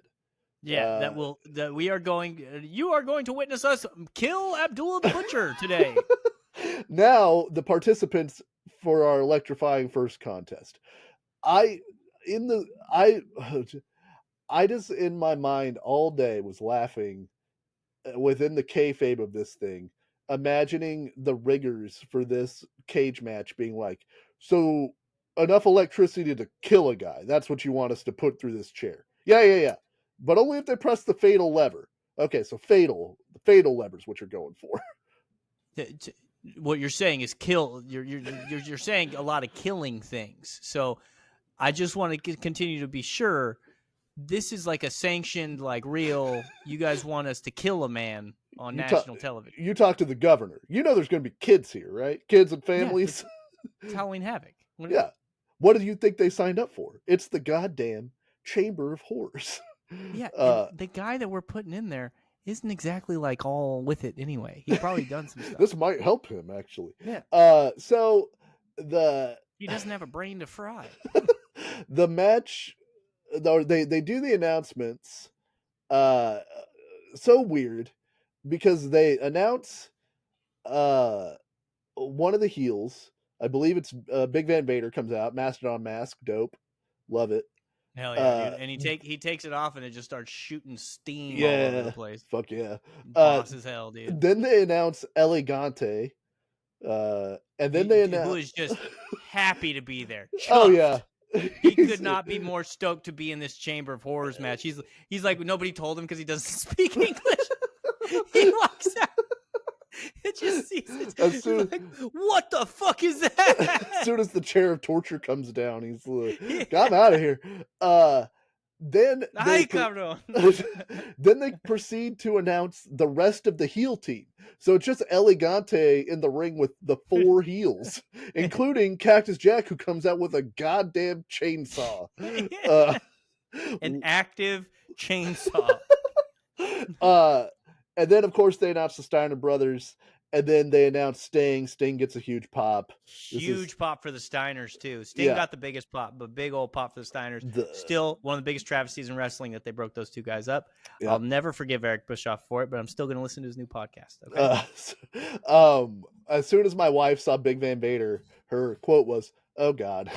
It's very funny to me because I asked her, "Hey, do you want to watch this really bad wrestling match with me?" And she goes, "Yeah, of course." So, did you tell her we're back, baby? Yeah, there's some Sarah commentary throughout this thing. This, like, there's not really even anything to say about it. There's no wrestling to be had in this match. It's just a fight with 8 guys, and the referee, they decide one of the best things that they could do was put a camera on the referee on his helmet and then keep cutting to that angle, which is impossible to see anything. They called it the referee. And like not everything has to be a pun, you son of a bitch. Just call it the ref cam. Yeah. The referee cam. We don't need to be the referee. Dusty's making movies, dude. That's true. Yeah, he's Dusty Rhodes. Well, that's a Dusty Rhodes ass idea and a Dusty Godwin ass pun. Yeah, that's some shit you would say. I like the pun. I do have to say. Yeah, so I thought it was a wonderful pun. The rules are there ain't no rules, by the way. Right. Shout out to Grease. That's what like. Jim Ross really struggles with this whole match. It's hard to and he actually at one point says, "Really hard to commentate on this match. I apologize, everybody." He keeps getting the Steiners mixed up. Like he keeps calling Scott Rick and Rick Scott. He says he goes, "It is a battle royal concept, except we have no pins or submissions." Just like a battle royal, there's no pins or submissions in a battle royal. And no one he should have said, except nobody gets thrown over the fucking ropes. Yeah. Well, I think what he was reaching for was there's like everybody's in there at the same time. There's no tags. Yeah.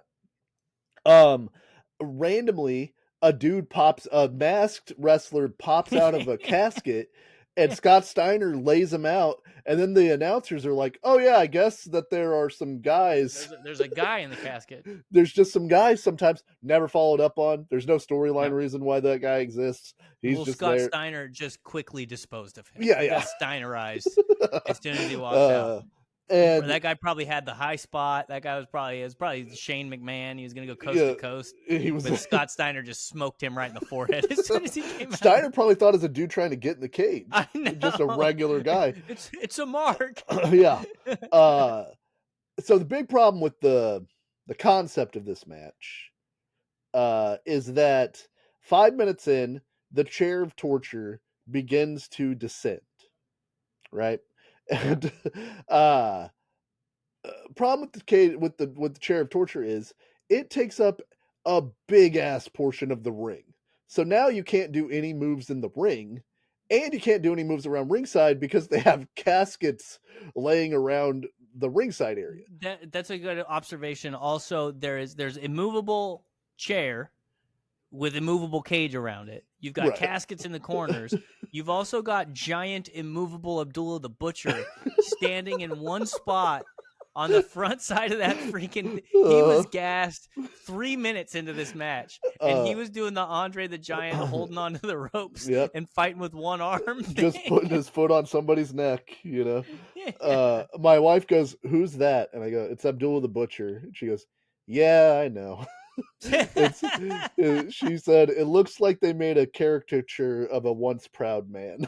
That is not wrong. A really good. It's a really good way to put it. Like, hey, no, can you gnaw on that cigar goofier? Can you do it goofier for me? Yeah, well, and you have, I mean, I would put 7 legends. You have 7 legends of wrestling because Abdullah is a legend.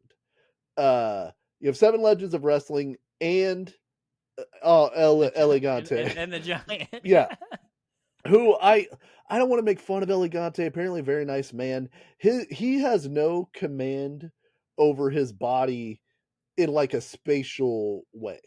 Like, there are big guys who No. are athletic, like Shaq moves in whenever he was a top NBA player.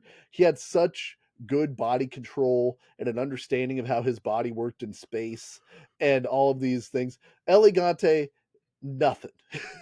Like, he can't move. He gracefully. He looks like he's on a pond and he's learning to walk the entire match. Yeah, he's got Bambi legs. He was billed at 8 feet tall.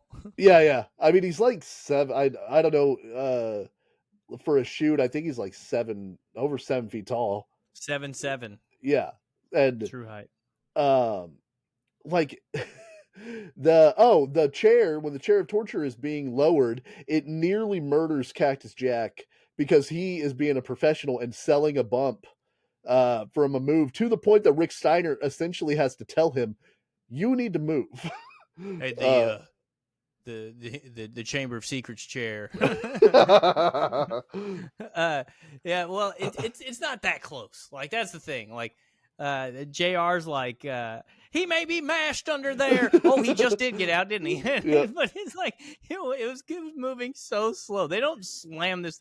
It would be dope if they just dropped it. Freaking shout out to Owen Hart. Oh,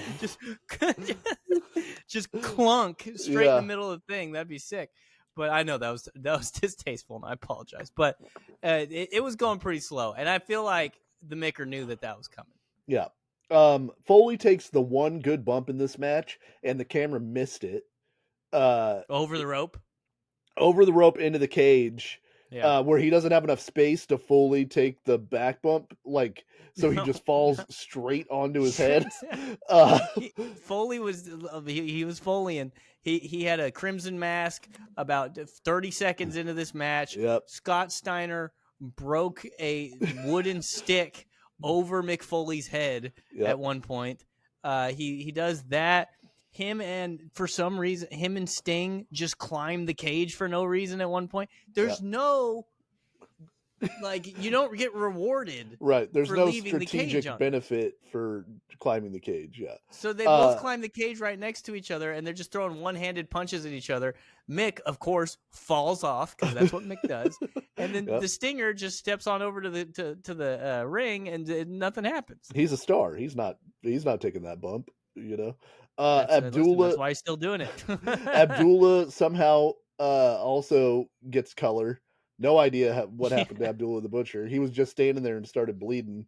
It's just scar tissue, dude. The AC turned on. He's got that Nate Diaz forehead. Oh, dude, it's a wild forehead that he has on it. So you have to climb the cage, and there's a switch on the side that is, in theory, controlling the chair of torture. And every time they cut to the switch, it has fallen into the on position, but nothing's happening. Like, every single time. That's what I kept noticing.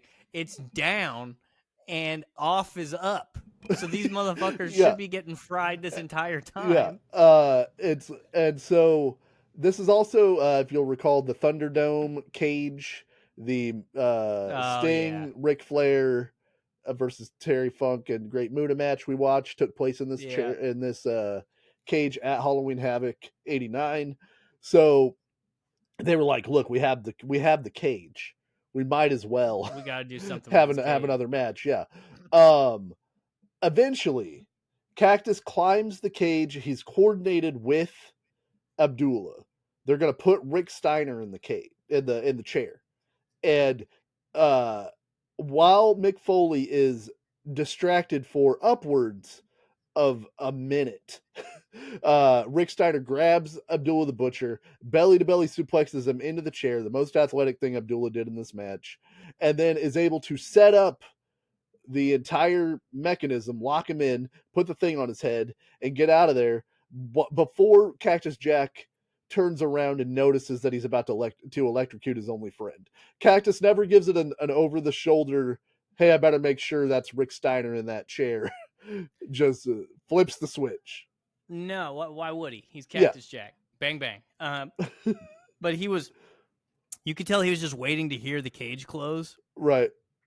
Because he's like, I can't look back. If I look back, it breaks the whole shit. Because I'm going to see that Abdullah's sitting in this chair. Yeah. So he's like sitting there waiting to hear the cage. Because I was like, what's his cue? He has to have a cue. Yeah. And I'm pretty sure it was the cage closing, because it would have had to have been Rick Steiner who turned to tell him, pull the fucking thing. Let's and I get don't think the that would fuck have out worked. of here. Yeah, this sucks ass. They have a giant fireworks show. I do have to give Abdullah credit. Good electrocution. Good electrocution. The electric helmet didn't stay on his head very well. So well, he no. was like, it's just not on his head like at all. But he did a pretty good electrocution. And they made for 1991, like all that stuff, they made it look cool. The electrocution, like yeah, it looked like something that you'd see at Universal Studios and be like, okay, yeah, that was kind of cool. You know what I mean? Well, and the ring caught on fire a little bit. And the baby faces won. Good triumphs over evil. So after the match, and for that match, that was a good finish. Yeah, I mean, somebody has to get electrocuted. If you're promoting the fatal lever, you gotta deliver. You know, that's Chekhov's fatal lever. So so after the match, Cactus Jack looks upon what he's done. Can't believe it. Fried his only friend. And the other heels are not there. The other heels are not there to comfort Cactus. Diamond Stud got the fuck out of there the second Abdullah was getting electrocuted. Listen, Scott Hall, he had some trim backstage. Yeah, and Vader had to go make sure nobody stole his helmet or pooped in it. Poop in the Mastodon. God damn helmet. it! Somebody pooped in my. That damn Dustin Rhodes pooped in my Mastodon helmet again. This takes very special cleaning. It's hard to get all the crevasses. I have to take it apart. This stuff rusts, bro. It's not stainless. So who do you think on this card would have most likely to be the guy who pooped in Vader's helmet? Maybe Oz. Yeah, maybe Kevin Nash. Possibly a Rick Rude situation. Michael Hayes. I'd say either Nash or Michael Hayes.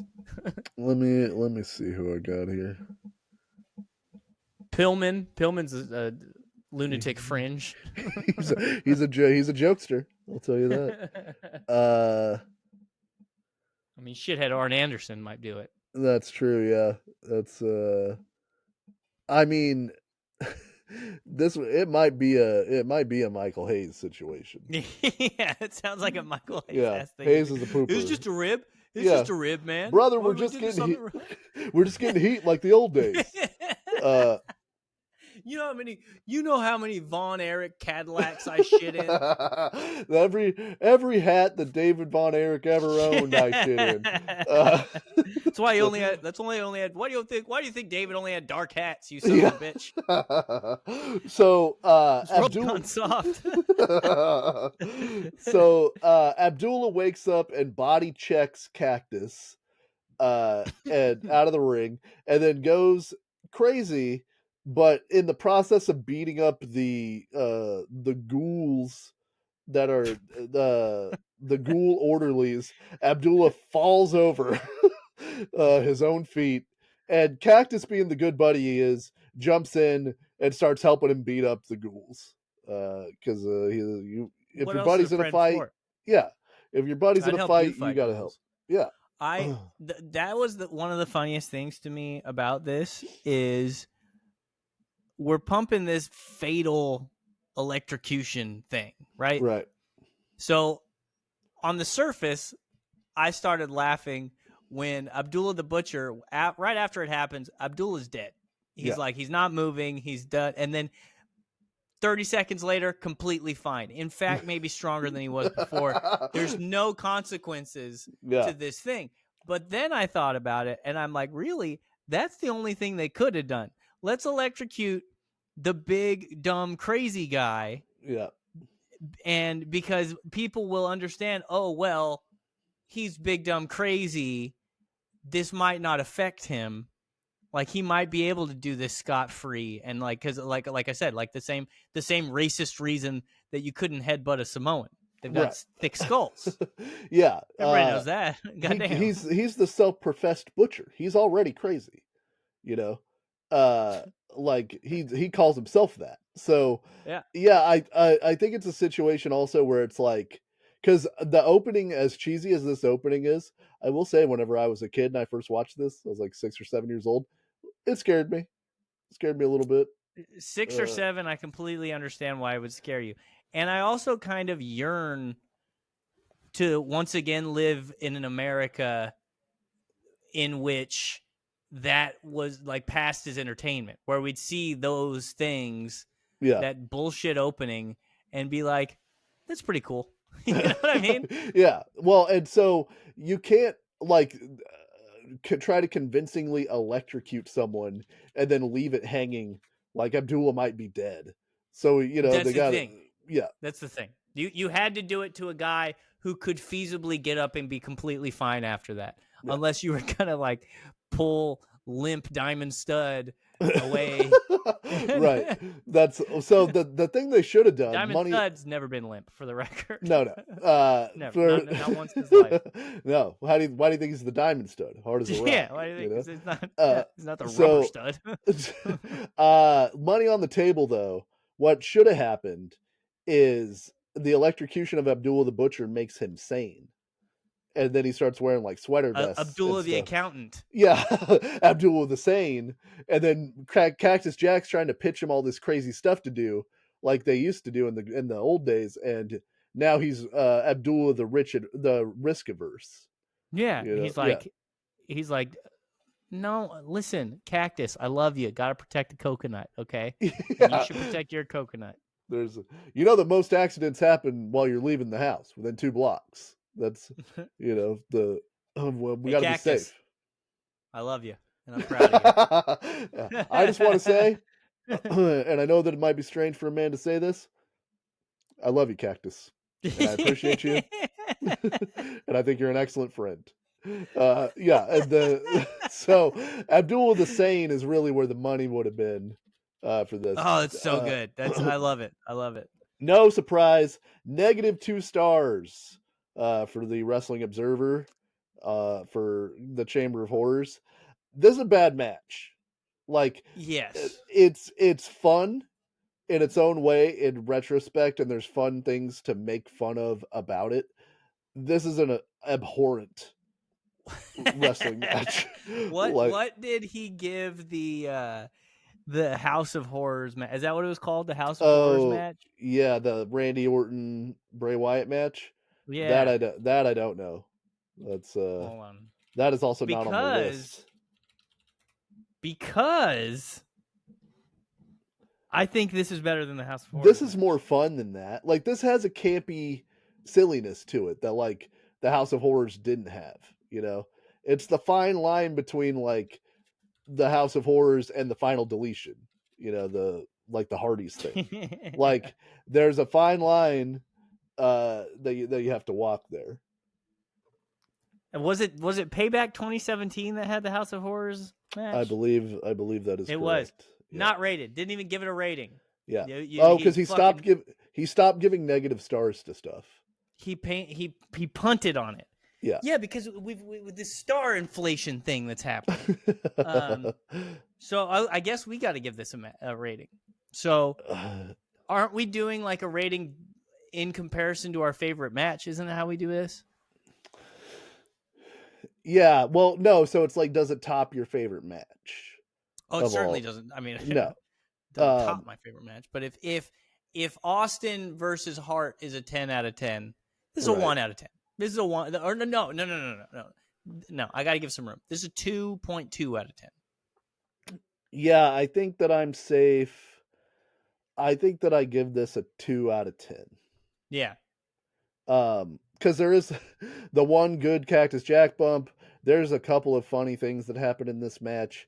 the spectacle of it is absurd. You got Rick Like, Steiner looking badass as usual. yeah, he's got blood and guts on his tights, dude. It's freaking sick. As soon he starts Yeah. fighting at the very beginning, who was it? Sting is almost to the ring, and then the Micker walks around and starts fighting Sting, and then Rick Steiner gets involved, and Steiner's throwing punches, and I'm just like, we're back, baby. Like Yeah, I'm watching the dog face gremlin again, bro, right in my pocket. Let's do this. Let's watch some WCW trash. Yeah, hot trash. So It was hot trash. all right, so I want you to pick a number between 1 and 101.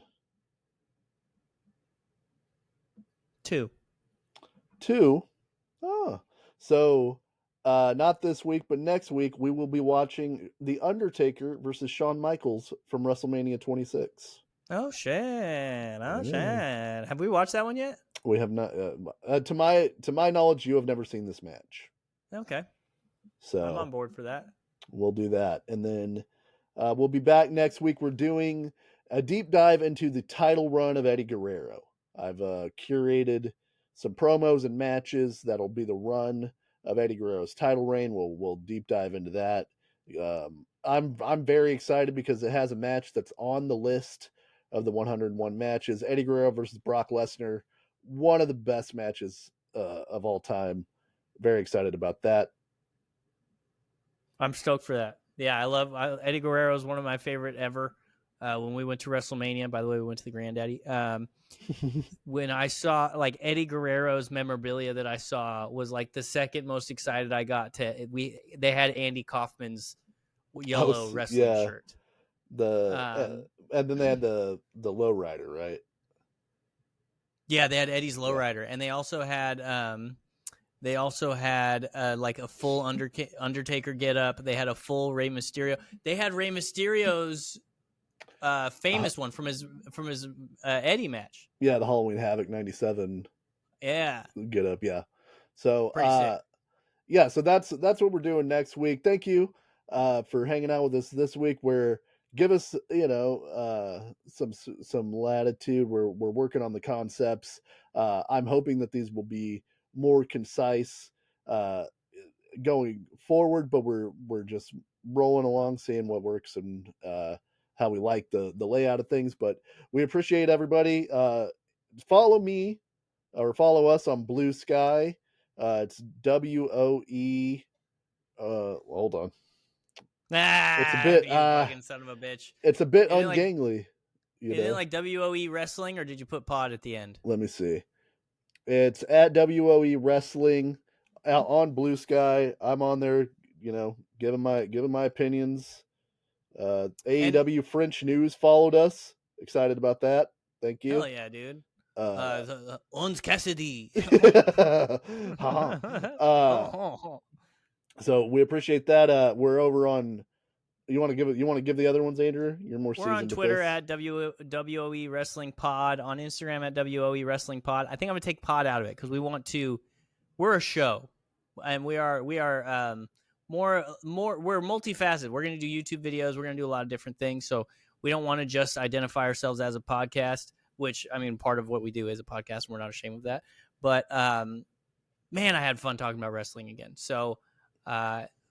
Yeah, follow us on all the stuff. Subscribe to our YouTube channel. Those are the biggest things. Subscribe to our YouTube channel. Follow us on the podcast apps. We're on Spotify, all that stuff. And tell your wrestling nerd loser friends that there's a new sheriff in town, a couple of them, and they're coming for blood.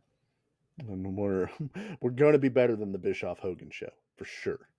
Oh, so better than fucking anything either of them have ever done. Yep. And WrestleMania 3. Just remember, in life, there's all the things that we love, but we love wrestling over everything.